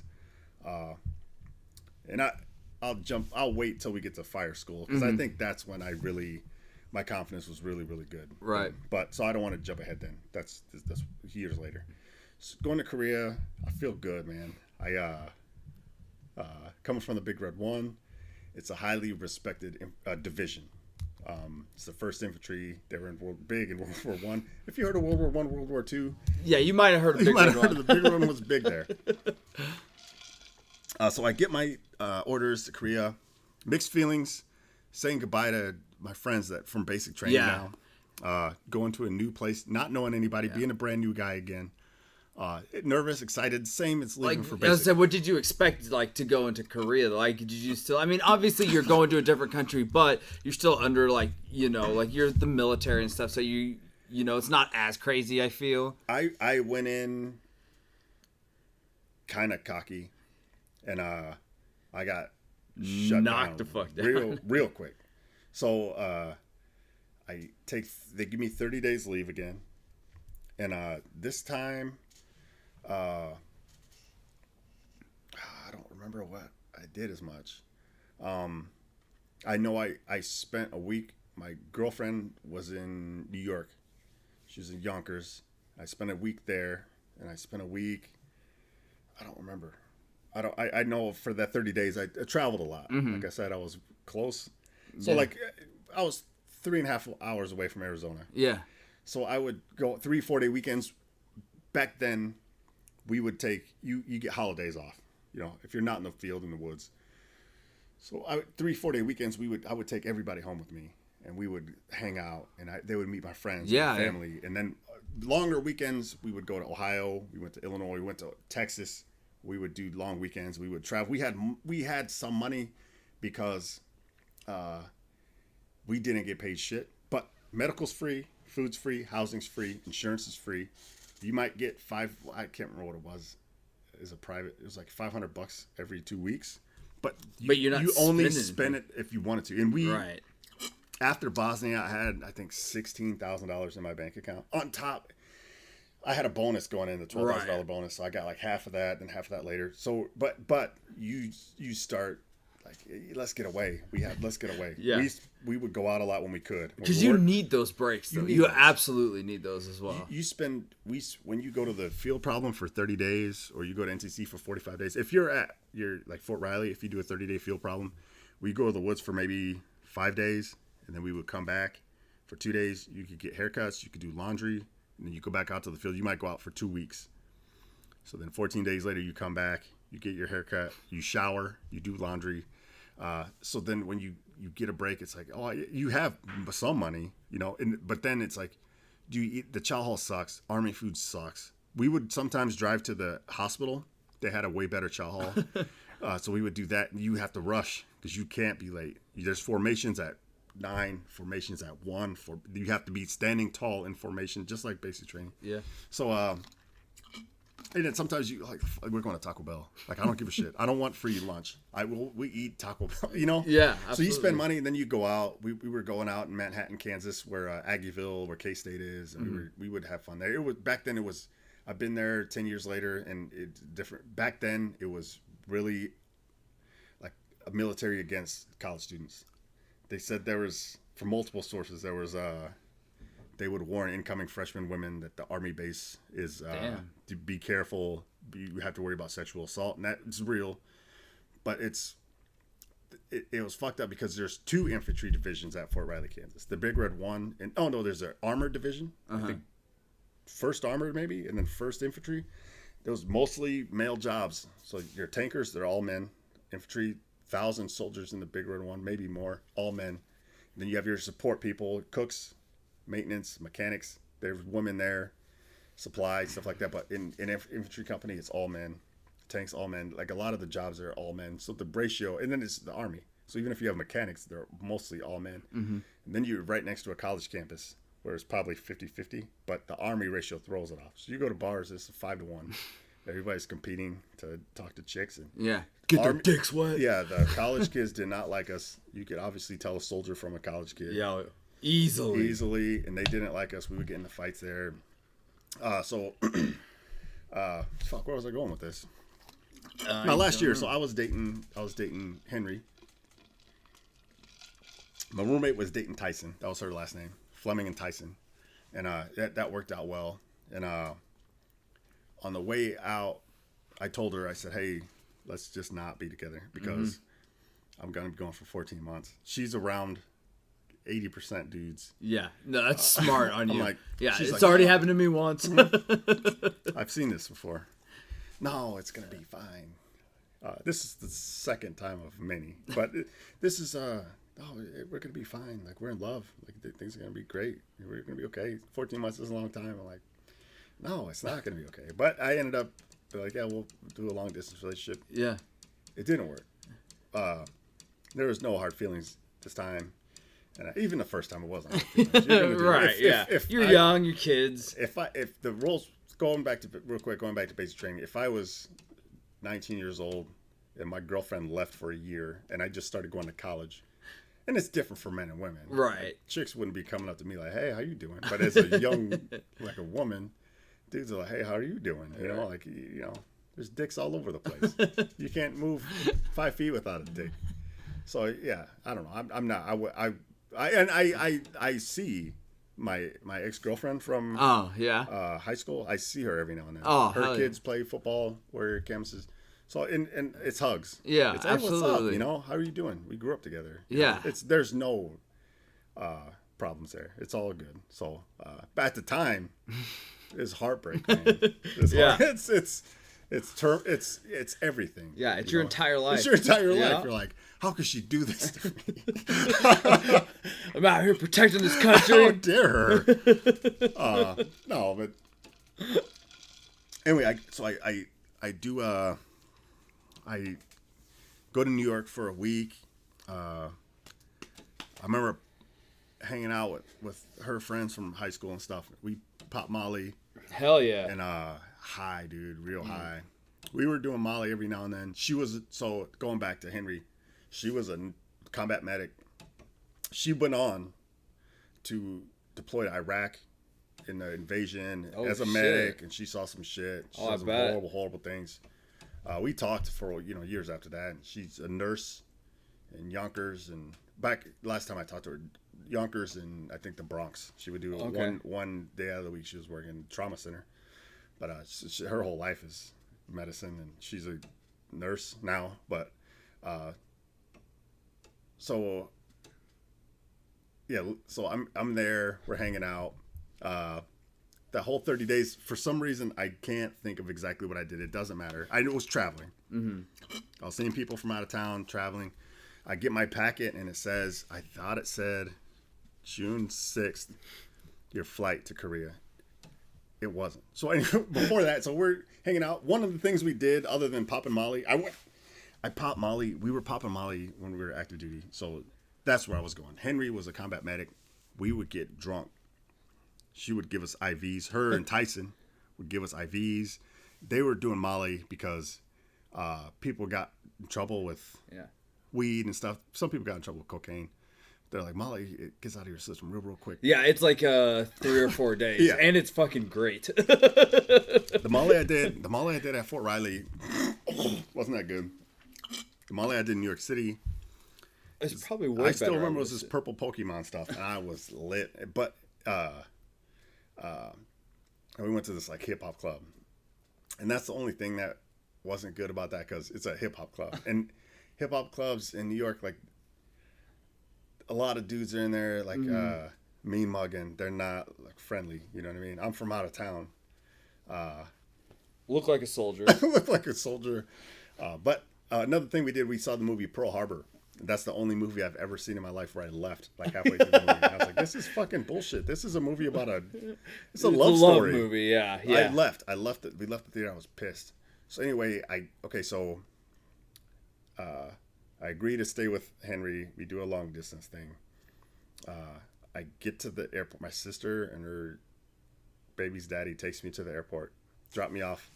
I'm flying civilian out of the main airport. Oh, that's nice. And I get there and they're like, yeah, your flight was yesterday. You missed your flight. And I said, what? No. Yeah, I missed my flight. Oh my God, so no. What happened was you clear your base where you're at. So like my last week in Fort Riley after 2.5 years, you're clearing. And you just call it clearing. You have to go everywhere on the base. Get signatures. You get signatures. I've never been to the library at Fort Riley. You have to go there and they say you don't owe money or owe books, whatever. You go everywhere. You go. The hardest part is clearing out of Central Issue Facility, CIF.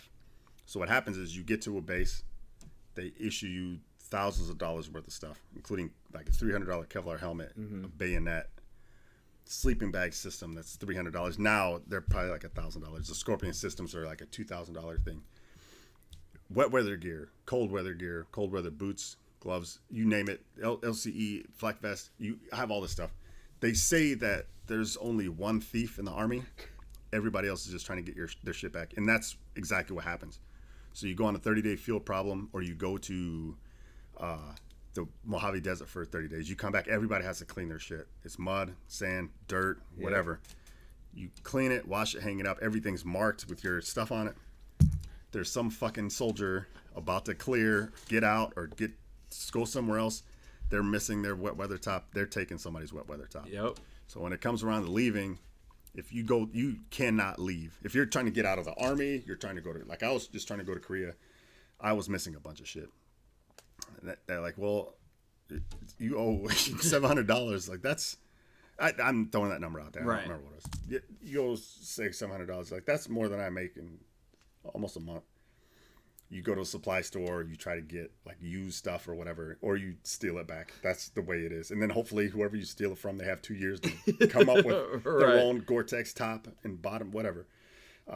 That's the hardest place to clear. It's stressful, man. You don't want to pay money. So anyway, I don't know why I went back to that, but I'm at the airport. Oh, so my last week in Fort Riley, I'm clearing. You're just trying to clear, yeah. Everybody leaves you alone. Like, hey, we got this. We got weapons call. We got this. I'm clearing. Okay. Oh, you do you. You get done. So you're just spending days like going to the library, finding the library, go there, make sure that, okay, go to CIF, whatever. You clear. They stamp it. Boom, you're good. I got my packet, my flight information. Back then, it was before Defensive Travel Systems, DTS. So you went to like SATO or whatever, and I don't remember what that stood for. But they set up your flights. Okay. Like where they just going, do it all for you. They do it for you. They give you a big envelope with orders, like 10 copies of orders. Let's say Spicy Brown or Specialist Spicy Brown to report to 2nd Infantry Division, South Korea, whatever, by 0, whatever. They make it happen. You go there. I have my packet. I didn't need to look at it. But I kept telling people like, oh yeah, I'm leaving. I got 30 days, man. I'm here. I'm doing my thing. I'm traveling around the country. I must have been telling people June 6th. And then I get to the airport on June 6th. And they're like, it was June 5th. So I'm like, oh, I don't know what to do now. They're like, don't worry about it. They rerouted me. I still went to Seattle, Washington. I get to Seattle, Washington at night. And they're like, we don't have a flight. You have to stay here. There's the USO. Yeah. There's bunk beds. Which is great. I go to the USO. Do you go to USOs much when you travel? I used to. I don't know how it works now. Like, it's been so long since I've been at a USO at an airport, but because I don't have like a military ID, but I do have veteran on my driver's license, so I don't know if they would allow that. Okay. But I would definitely try it for sure. Yeah, because you get like place to nap, like something got free snacks and like free TV and stuff if you're somewhere for a long time. Yeah. And usually, like a lot of the times, I always feel it's somewhere off in like a fucking airport, so you have to like travel to go. Oh, yeah. Sometimes I just don't have enough time. But yeah, man, if I'm gonna be somewhere for a long time, and again, I haven't been since I've gotten out, and I just put the veteran status on my ID, so I would assume that they would take that. I think they would, but and some are different. So the USO, I don't know what it. Off the top of my head, I can't think of what it stands for, but they have them in airports and different cities at different places, different bases where you could go. It's almost like an MWR. So at the airports, they have them for traveling soldiers. So you could go in. They have free food. They have showers. They have bunk beds. They take care of you. I've been to the ones in Dallas, Philly, Seattle, Chicago, Atlanta, and I like seeing them. There's patches on the wall from all the branches. Yeah, people leave patches and like EOD patches or Ranger patches or Sniper or 2nd Infantry Division, Big Red 1, Special Forces. They leave that stuff, and that's cool to see. Firefighter patches. I like to see those. But yeah, so I'm in the Seattle Airport USO overnight, and I'm like, I want to go out, but I don't have a car or anything. I meet this guy named Balderez. He's a Mexican dude. He's a artillery or tank guy. Okay. We're in the same boat. For some reason, there's a bunch of people. I think I'm the only asshole that just told myself it's the wrong date for 30 days and showed up a day late. Other people probably had legit reasons. Yeah. So anyway, we're just kind of fucking around in the airport for the next 12 hours or so. And then we get paged. They're like, hey, we got a flight for you guys. And me and Balderez ended up on the same flight together. Ended up sitting together. And we find out that international flights, you drink free. Oh, hell yeah. It's a civilian flight. And we're like, this is dope. That's great. So we're drinking now. We're on a flight from Seattle, Washington to somewhere in Japan. I don't remember. And then from there, we have a couple hours, and then we're going from there to Seoul, South Korea. It's a 9-hour flight, maybe more. We're drinking heavy. Start off with beer, and it's a big plane, probably the biggest plane I've ever been on. Multiple rows, multiple flight attendants. Every flight attendant I ask, because I know it's slow service. There's a lot of people, so I'm like, oh, can I get a beer? Can I get it? So I'm stashing beers in the pouch in front of me. So I have empties, I got fulls. Every time I see a flight attendant, I'm like, hey, let me get a beer. And they're okay. So it's different ones. They don't know how much I'm drinking. Yeah, of course. Me and Balderez, we're drinking hard.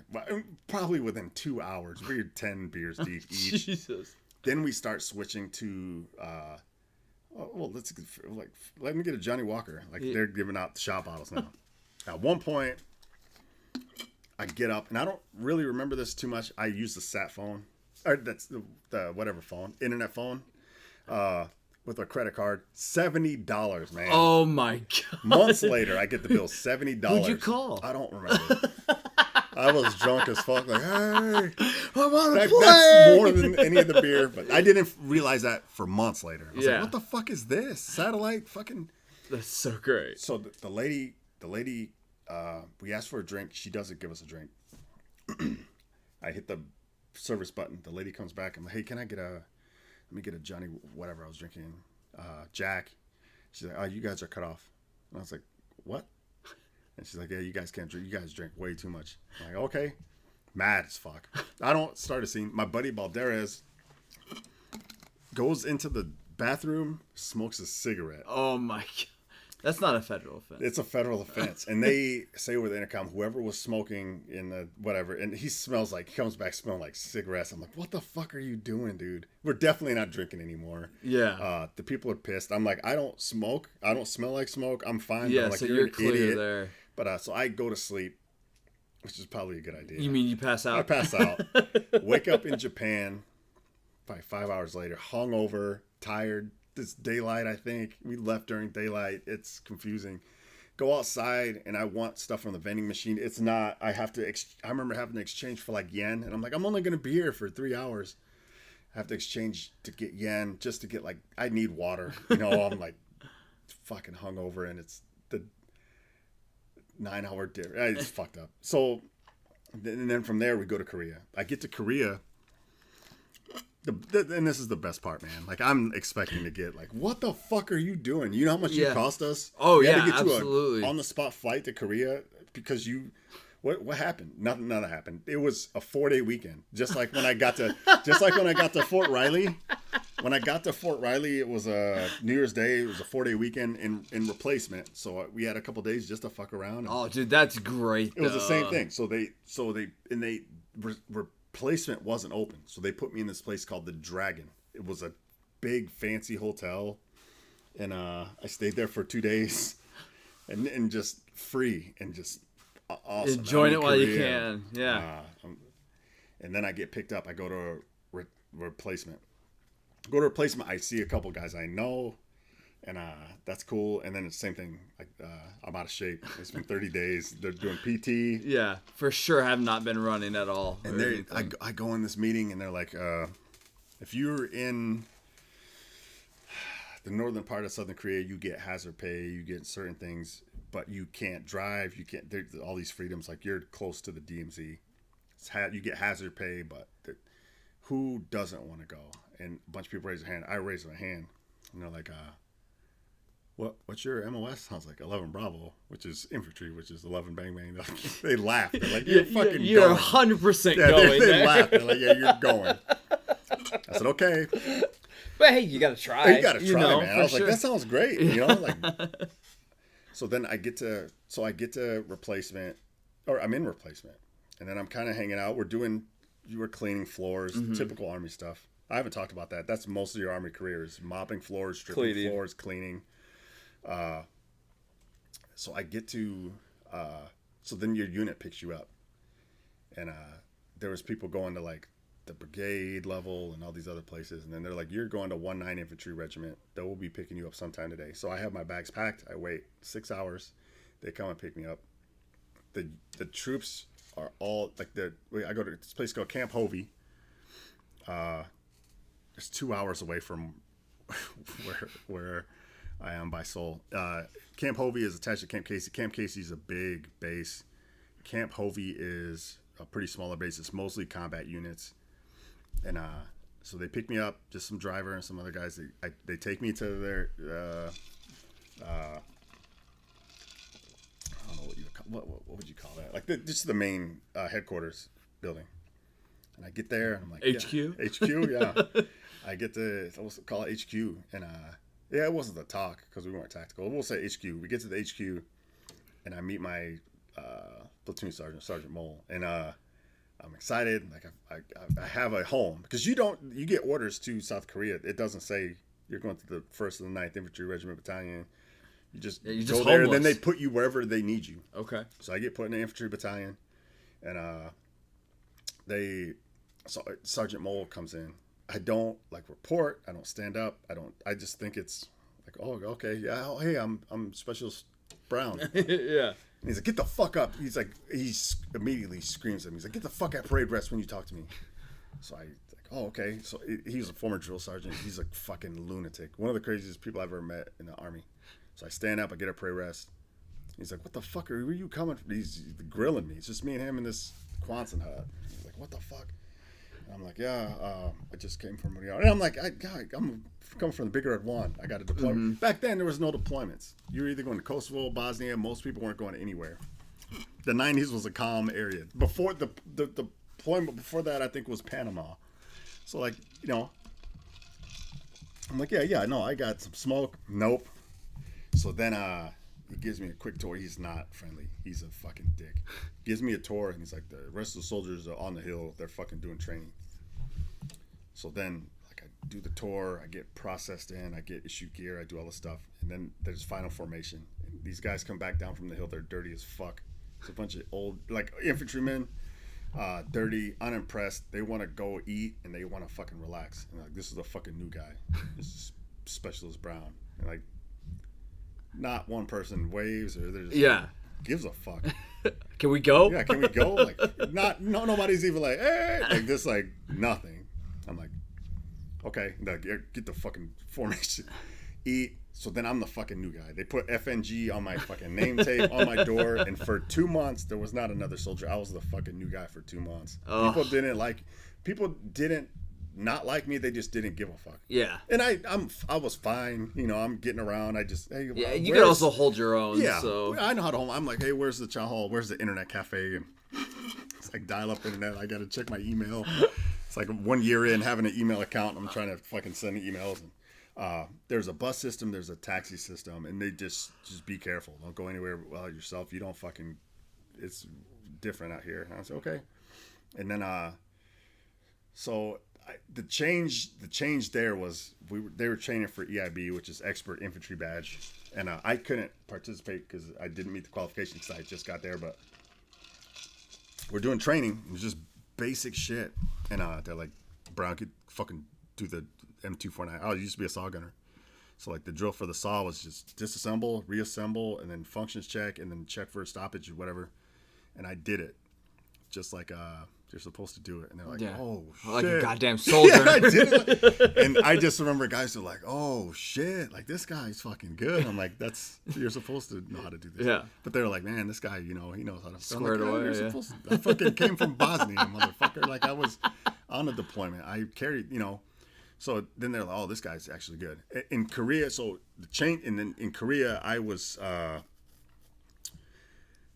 I don't know, for whatever reason, I'm not saying it's me, but I was squared away. I was heavily relied on I started to be a leader. As a specialist, they said our E5 was a piece of shit, allegedly, and they're like, you're a fucking team leader now. I went from team leader, and I was squad leader for a little while, and I was I was a rifleman, anti-armor specialist. I did a lot. I had a bunch of roles stacked on top, and towards the end of my time in Korea, I was doing I was, you name it. I was the fucking man to go to, and that helped me build confidence. Oh, dude, that's great. I was leading soldiers and killing it. The difference in Korea, two things was the training there was less watch on the training. So we were doing all sorts of crazy live fire drills, explosives and all this stuff. And we were able to like do bunker drills, like the battle drill 1 for infantry was like eliminate a bunker.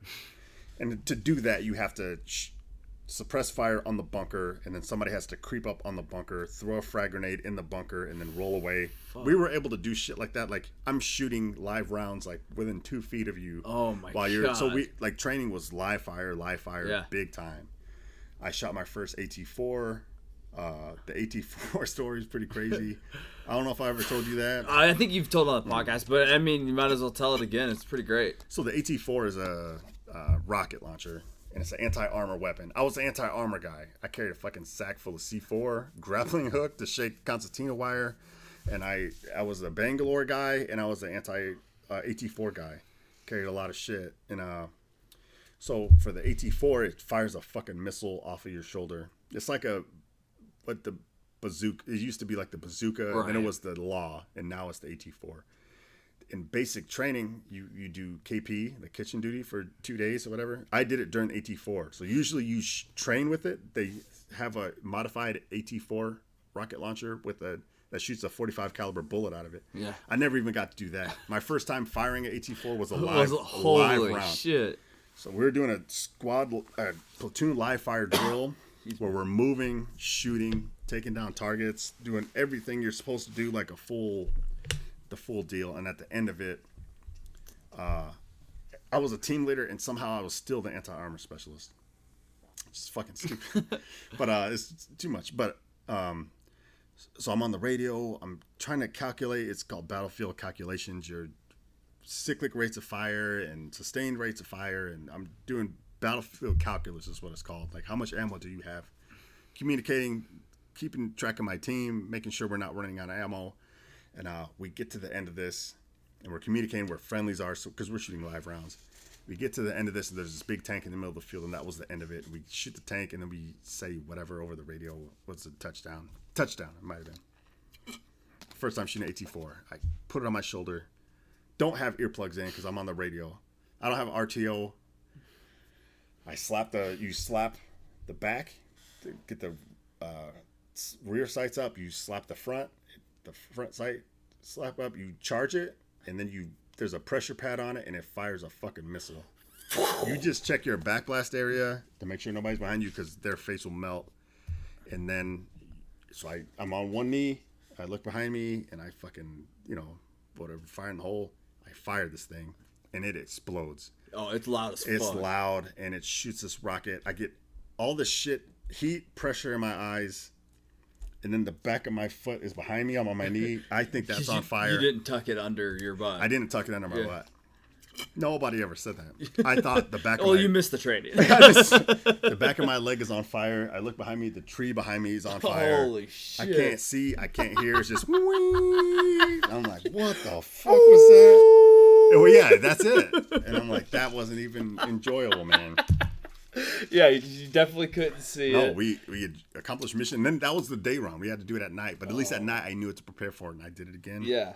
And you hit the tank, of course, right? I hit the tank. And it just punched a hole in this fucking crazy, That's man. great. It just punched a hole in it. My other experiences in Korea were how much time we got, you think, bud? Yeah, I mean, we're about a quarter till. Okay. So, you can finish up here in Korea, and then we can shut her down. And this is, ladies and gentlemen, and non-binary folks, if you've not figured out, this would be at least a two-parter for sure. So I hope you're enjoying it. I'm enjoying the fuck out of it, man. I love these stories. Right now, we're 2.5 hours in, and I'm only 3.5 years into my Army experience. I've left out a bunch of stuff, and I have like 16.5 years left to go.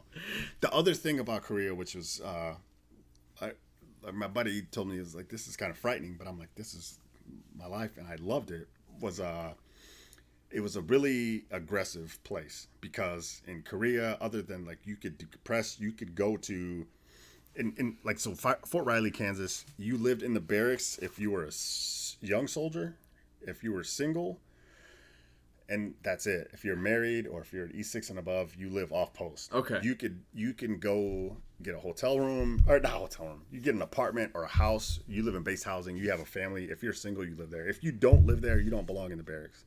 We would get visitors. We would get people doing CQ, which are the people that are always in the base in the barracks, that are like checking the door for visitors and all that stuff, and they're always watching. Those people sometimes would be people that live off base, and even those people, it's like it was an aggressive place. At my building, it was two infantry companies. We all lived there. It was all dudes, and it was really, really aggressive. We would get drunk and we would fight. Korea was way, way worse.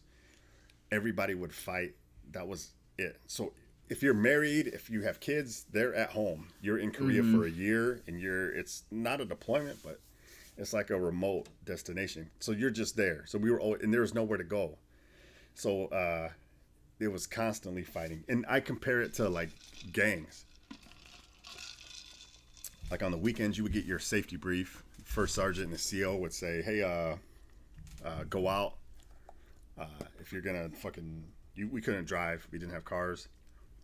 We took taxis or buses, and they would say, hey, don't, if you're going to wear a condom. If you fight, don't let your buddy get fucking beat up. Yeah, Don't definitely. You got to have each other's back. It's battle buddies, like like whether you're like on duty or off, you go out 100%. It's drilled into you. In Korea, there's two towns. There was Tokari, which was outside of our gate, and there was Tongdashan. We called it TEC, outside of Camp Casey. To get to Tongdashan, it was a lot better town. It was like a 45-minute bus ride because it stopped at every stop. But they had real stores and stuff. You could get suits, jerseys, all that stuff. Most of the places around us were just bars and whorehouses. So we would go out, and it was weird because it was like and I explain it, it's just like a gang. So we were 1-9. We were the first of the 9th Infantry Regiment. And so when we would roll out, we would say 1-9. And we had beef with like Deuce Tank. They were right down the corner. And then like the 5th Engineers. So they would get on the bus, and they'd be like, Deuce Tank? And we'd be like, 1-9? And it was beef. And we would fight almost all the time. You couldn't go out if it was less than like six people. You know what I mean? Like you're a squad size element, because it was going to fight. So you're young. I think I was 21, 22. You're trying to fuck, or you're trying to fight. And that was it, man. Yeah, absolutely. We would get in a lot of fights, man. And I told the story. I told the story about like S. Carter, accidentally punching him in the face, but we would get into fights, man. And it was always kind of the same thing where it would build up, and then we would, like Gonzo was one of our like set it off guys. He would throw the first punch, and then everybody's fucking fighting. We would fight. Like they had cops on the buses on the weekends, and the cops would fight. I've seen MPs getting their asses whooped. They had Korean the Katusas, and U.S. soldiers getting their fucking asses whooped at the bus station. We would fight all the time, and that was just the way it was. Yeah, yeah, absolutely. But you know, like as you said, like it's just beaten into you. You have to be a certain way, you know, and it's all part of it. You know, we've all been out, like, you know, since then and seeing that group of Army guys. We're like, you know what I mean? Yeah. It's great. But I and my buddy, I was telling my buddy Bartek about it, and he's like, man, that sounds horrifying. I said, Korea was one of the best years of my life, man. Like I had a great time there. I said, you had to be aware and you had to watch your back. And but I said, you know, we were young men, and they were training us to be killers, and it's known. I said, you're a fucking killer. All our cadences are about killers. You're a fucking violent individual. That's what we want out of you. We want you to kill people and to destroy property and to fight and win wars, to close with and engage the enemy and fucking kill them. So you train that every day, all day. And when you're not at war, this is right before Iraq. I left Korea in 2002, so I didn't know Iraq was coming. We didn't. Right. I was in Korea for 9/11, and then after that they sent special forces, they sent 10th Mountain, they sent Rangers, and of course other military branches sent their troops. But we thought that would be over, and like that's it. I was hoping for war. We were praying for war. Right. Yeah. Of course. But I didn't think it was gonna happen. So we would have war just on the weekends. You know what I mean? Yeah. And my buddy Reyes, he was the guy who killed a bunch of people in Texas. I like even then I was a little bit troubled. I was still young, and so Reyes was the guy that was in my platoon in Fort Riley, and then we could tell he was a little off. I think he was molesting his sister's, his younger sister's friends, kind of thing. Yeah. And then on top of that, he was just kind of off. So I kind of distanced myself. When I got to Korea, there was Sergeant Adams, Sergeant Garcia, and then there was Reyes. There was a couple people I knew from Fort Riley, and that's always refreshing. It's like, oh, hey, what's up, man? Like guys I was in Bosnia with, kind of thing. Like, oh, hey, what's up? That's always good to reconnect. Shit, for sure. You're in a foreign country and you don't know people, and you have to prove yourself. You know, there's no. Even if I would have been to fucking wherever, you know, I fought in Russia. Like, who gives a fuck, motherfucker? Like, we don't know you. You have to prove yourself. So just to know people, you know, is cool. So Reyes, and I told the story I think before, but Reyes was in another company, and so I started hanging out with him one night early on in my trip in Korea, and he's like, yeah, man, like we don't fuck around here either. Like we don't fuck around at all. Like we actually do a thing where we see people we don't like, and then we just rush them. We beat the shit out of them. And I'm like, oh shit, it's like Fight Club. And I was like, yeah. That sounds horrible, you know. That night I was hanging out with him. He punched some dude in the face, broke his orbital bone, massive swelling on the outside of his temple. And I was like, I'm not hanging out with these guys. Like, that's not me. Like, I'm not a fucking wannabe gangster. I'm just trying to do the best I can, you know. I was never a bad guy. Like, I had you're going to have moments and stuff like that, but I like was that. never like, I just want to hurt people. Right. Not for no reason. Didn't fuck with those guys anymore. And then a couple months later, he got stationed at Fort Hood. And he was the guy that was a serial rapist, where he was masked up with a knife, and he would videotape him raping young soldiers that just got to Fort Hood. And then he killed 2 people and tried to kill a squad leader's wife. God damn. And that was in the paper. Real piece of shit. But I met there was quite a few murderers I knew. Yeah, I mean, you're gonna get that, which is any amount of group of people. You can't screen that many people and train them to be killers and not expect them to fuck up. And a lot of them are probably pretty smart to get past that shit anyway. Yeah. Korea was a beautiful place. Mountains, trees. We would take the bus, and I talk about the fights, but that wasn't most of the experience. Right. Most of it was really good. Half the time we were in the woods. We were in training. We were in the forest. We were in the woods. We did ALIT, Arctic Light Infantry training. They'd take away a lot of our snivel gear, and we would just have to suck it up. You know? But we did really good training. A lot of live fire drills. We did every range. constantly. Rifle, machine gun, demo range. That was the first. Fort Riley, I don't remember ever going to the demo range. I probably did, but we would go to the Claymore range, we would go to the grenade range, and we would go to the demo range, and we would do improvised explosives. Did you ever have like an oh shit moment at any live range? Like whether you almost hit? I know you said you were like within like two, or you almost got hit. Yep. Like, do you remember like one specific one that jumps out at you? So we had this. It was bunkers. We did. It was a bunker training deal. So we ran through the forest. While we were running through the forest, it sounds like a fucking children's book. So we were running through the forest. To grandma's house we go. We were running through the woods, and while we were doing that, Bradley set up, and they were suppressing fire over these like 6-foot bunkers. Okay. Lined with tires, just like World War II, World War I. Trench. It was a trench, not a bunker. It was trenches. Okay. So it was this long tunnel of trenches. They're 6 feet deep, and they're lined with tires for training. And we ran through the woods to get into the bunker to fight, and the Bradleys pulled up, and they were suppressive fire. They have 25 millimeter cannons, and which fire HE, high explosive, and AP armor piercing rounds, and they have a 240 coax on there, which is a fully automatic 7.62 gun on it. So they're shooting, and they have 2 tow missiles. For that, we didn't use the tow missiles, but they were shooting live rounds over the trenches. And we're running through the woods, and they would say violence of action, violence of action. So we did dry runs, crawl, walk, run, and then we did night, crawl, walk, run. I was the Bangalore torpedo guy, so we would violence of action. We're running through the woods, tanks are shooting. We get to the thing of triple strand of concertina wire. I slide a Bangalore torpedo under there, fall back. Fire in the hole, we blow that, we move the concertina wire, we run, and then we jump into the bunkers.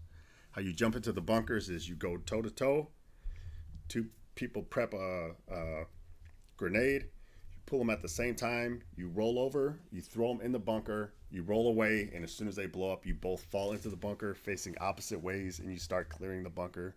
Okay. You mark flags, other people jump in, they follow behind you, and then it's just corners. High man, low man, you clear the corner, you shoot. They had balloons set up. You shoot like it's live fire, so there's no, we're shooting balloons. So Sergeant Ellsworth, who I have a story about Sergeant Ellsworth too, man. But there was always 2 signals for any kind of shift fire, lift fire, cease fire, and it's usually radio or smoke. And at nighttime, it's radio or chem lights, that kind of thing. But it's always 2 things. So once we cleared to get on the objective after the Bangalore torpedoing the concertina wire and then getting into the bunkers, they're supposed to shift and then lift fire. Mm-hmm. It was like a code word and then purple smoke. And he was the platoon sergeant. He was a squad leader and I was the team leader, but I was also the anti-armor guy. So I set up the Bangalore torpedo, which is packed with C4 and shit like that. It's just like a picket, a green picket. Okay. With indentions, you pack it with C4, det cord, wrap it with duct tape, and it's just a big ass bomb. Objective's clear. We're ready to run and get into the bunker. And Sergeant Ellsworth was like, "Go!" And they're still shooting. And I said, "They have to shift fire." And he's like, "No, they did." I told him. I said, "No, you have to throw the purple smoke." And he's like, "Oh, yeah." And he's like, "Okay, stop." So he throws purple smoke. Yeah, dude, at least you were like they repeat. Yeah, they repeat on the radio, shifting fire, lifting fire, and then they were shooting right where he was telling me to run. And I'm like, what the fuck? Like, no. Like, if you weren't paying attention, or if you just like listened and went, dude, god damn. And I think, I mean, there's a lot. I mean, there's screaming. There's it's shooting. Fucking Everybody's hectic. Shit, for sure. I'm worried about clacking the clacker for the clay. I'm like worried about other shit, but I would have been the first person in. Ellsworth was like, go, and I said, no, wait. Yeah. Luckily. Yeah. Or I would have got a straight round. That was probably the closest. There was probably a few, but that was probably the closest. Damn, that's insane. Well, yeah, thank God you were paying attention, man. That's good. Yeah, and it's easy to get like distracted with something else, for sure, man. And stuff like that. So yeah, there's a lot going on. But anyway,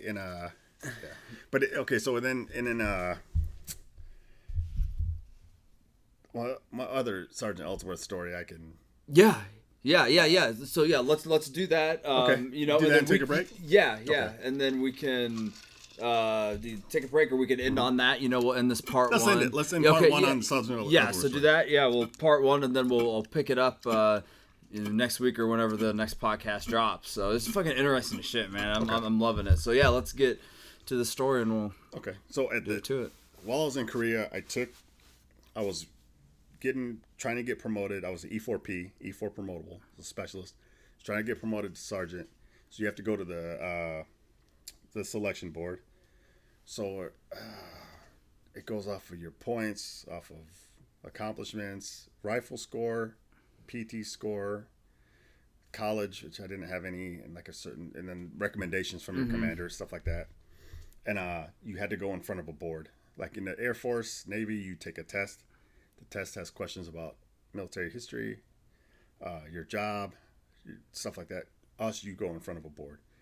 The military board is horrifying. So for the sergeant's board, it was the command sergeant major at a big table with all the first sergeants from the whole battalion there, including your first sergeant. My first sergeant was First Sergeant Moore. He was a fucking maniac. And so he did not want to get embarrassed. So what we would do is he would prep us. He would ask us questions. If you got one wrong, you had to get in a front-leaning rest position with your foot elevated from a chair. Oh. You had to get 3 questions right to be able to sit back down. They want to know correct answers. They want to know mostly confidence, and they want to know. They just check your caliber person, like they test you. So really, you have to brush up on current events, Army history, your job history, and they ask you questions. They look at you. You're in your dress uniform. So the procedure is you knock on the door. Specialist Brown, permission to enter. Permission granted. You go in. You march 3 steps away from the center of the room. You salute. Specialist Brown reporting to the president of the board. They salute. You drop your salute. You stand. You wait for commands. They might say, "Take a seat." They might say, "Right face, left face." For me, right face. They're looking at my uniform. Mm-hmm. Let's call back. So they want to know how confident you are. They test you. If you know the right answer, are you sure about that? I had it at that point. I had some ribbons and stuff. Is that in the right space? Is that in the right? Roger that. What's that supposed to be? It's a 1/4 inch off the button. Okay. Command Sergeant Major, First Sergeant. You always make eye contact. Then they tell you to sit down. When you sit down at the position of attention. So you sit down, your feet together, your hands on your knees, and you're just looking straight ahead. Shoulders high, chin high.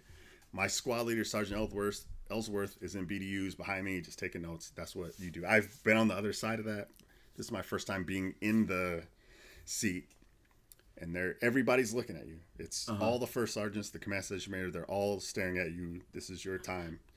So then they start asking you questions. Oh, well, tell me about yourself. You have your bio. Well, I'm, Specialist Brown. I joined the Army this time, a deployment here, award here. Did this. They ask you basic Army questions. Where I fucked up was I was rock solid. And then where they started asking me about my chain of command from my squad leader all the way up to people like I have fucking no idea. I studied it, but so where I fucked up was like the Secretary of State somewhere along the line of the Army. It's like 20 people you might have to know. The Secretary of the U.S. Forces Korea, whatever. Each person has like an officer and a sergeant major. So it was like the Secretary of State somewhere. I called him like a general or something, and it was like a command sergeant major, and he was like, it was real small. It was somebody else asking me the question. So there's seven people looking at you. You're looking at the person, sitting in that position, looking at the person asking you the question. And I fucked up. Didn't know I fucked up. And then out of the other side of the room, I hear First Sergeant Moore, my first sergeant, say, "What the fuck?" And I was like, I stopped, and he said, "Sergeant Ellsworth, push." So then I'm quiet, and I just hear my squad leader, Sergeant Ellsworth, the guy who tried to get me killed, He's a big dude, bald. He has shrapnel. Bald. He looked like one of the WWE guy with the beer cans. Stone Cold Steve Austin? He looked like Stone Cold. Yeah. He's a biker guy, bald head. He has shrapnel on his back from Panama. He's a guy that you don't fuck around with. Uh-huh. I hear him get up, and then I hear his chair move, and then I just hear his dog tags hitting the ground as he's doing push-ups. So now everybody's looking at me like I just fucking ate a baby. Yeah. Everybody. I'm sweating. I'm in my dress uniform. I'm sweating. My confidence is like, oh, fuck. It's out the window. Like, what the fuck? Son Ellsworth, push. So then they just keep going with the questions, and I answer the best I can. I'm like, I'm gonna get my fucking ass whooped. And this is it's a horrible. Like, it'd be like, say you're going in for a job interview, but instead of one person, like, hey, tell me about yourself. It's 7 like the highest ranking sergeants you know, and they're like trying to fuck with you. Yeah, absolutely. Like when was the Army started? 1775. Like, are you fucking serious? You think it's 17? Seriously, that's what you think? 1775? That's when I'm serious. Think about it. Think about it. Pags, that's your answer? Look at this guy. Look at him. Look at him. He's nervous now. You don't know? Like, they're intentionally trying to check your bearing. You know? Yeah, absolutely. And you're just trying to do your best. Now I'm sweating. Now I'm worried about getting my ass whipped. It's a horrible experience. I finish. I think I do pretty well. And I go outside, and I'm expecting, like, just to get fucking screamed at. And that's what, oh, man, you did great in there, kid. You did great. No, don't worry about that. I'll do push-ups all day. You did fucking great. I'm proud of you. I'm like, oh, my God. You have no idea how scared I was. That's great. Yeah, it's like, absolutely. no, man. He's like, fuck, that's not the first time I did push-ups. You did great in there. I'm proud of you. Yeah. Oh, my God. It's like you're gonna get your shit pushed this whole time. That's fantastic. Yeah, man. Well, dude, I think that's a fucking perfect, like, break point. Like, yes. We're gonna end it here, and then we'll jump into part 2 down the line. But dude, it's fucking great. Dude, I'm enjoying it. Everything is great. There's some stories I've heard, some stories I haven't, and it's great to see that side, to see a young Brown out there. So, yay. Yeah, since we're gonna end it, I just have a couple shouts out. So shouts out to just one, really, to anybody in the military currently and all veterans. It's fucking great. We're getting to the end here, and it's all just fantastic. It's everything that I thought it was. I don't have any fuck yous because there's really nobody, from the stories that I pulled out. So what about yourself?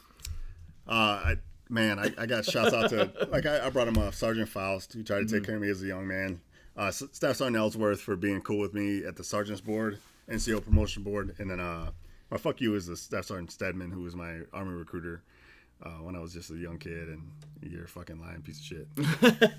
Fucking love it. Any last things for part 1 from, like, the basic training to Korea at this point that you want to say? No, man. All right, man. Well, it's been great, guys. Remember, life's simple. Don't be a dick. Night sluts. Motherfucker, yeah. The original bad boy.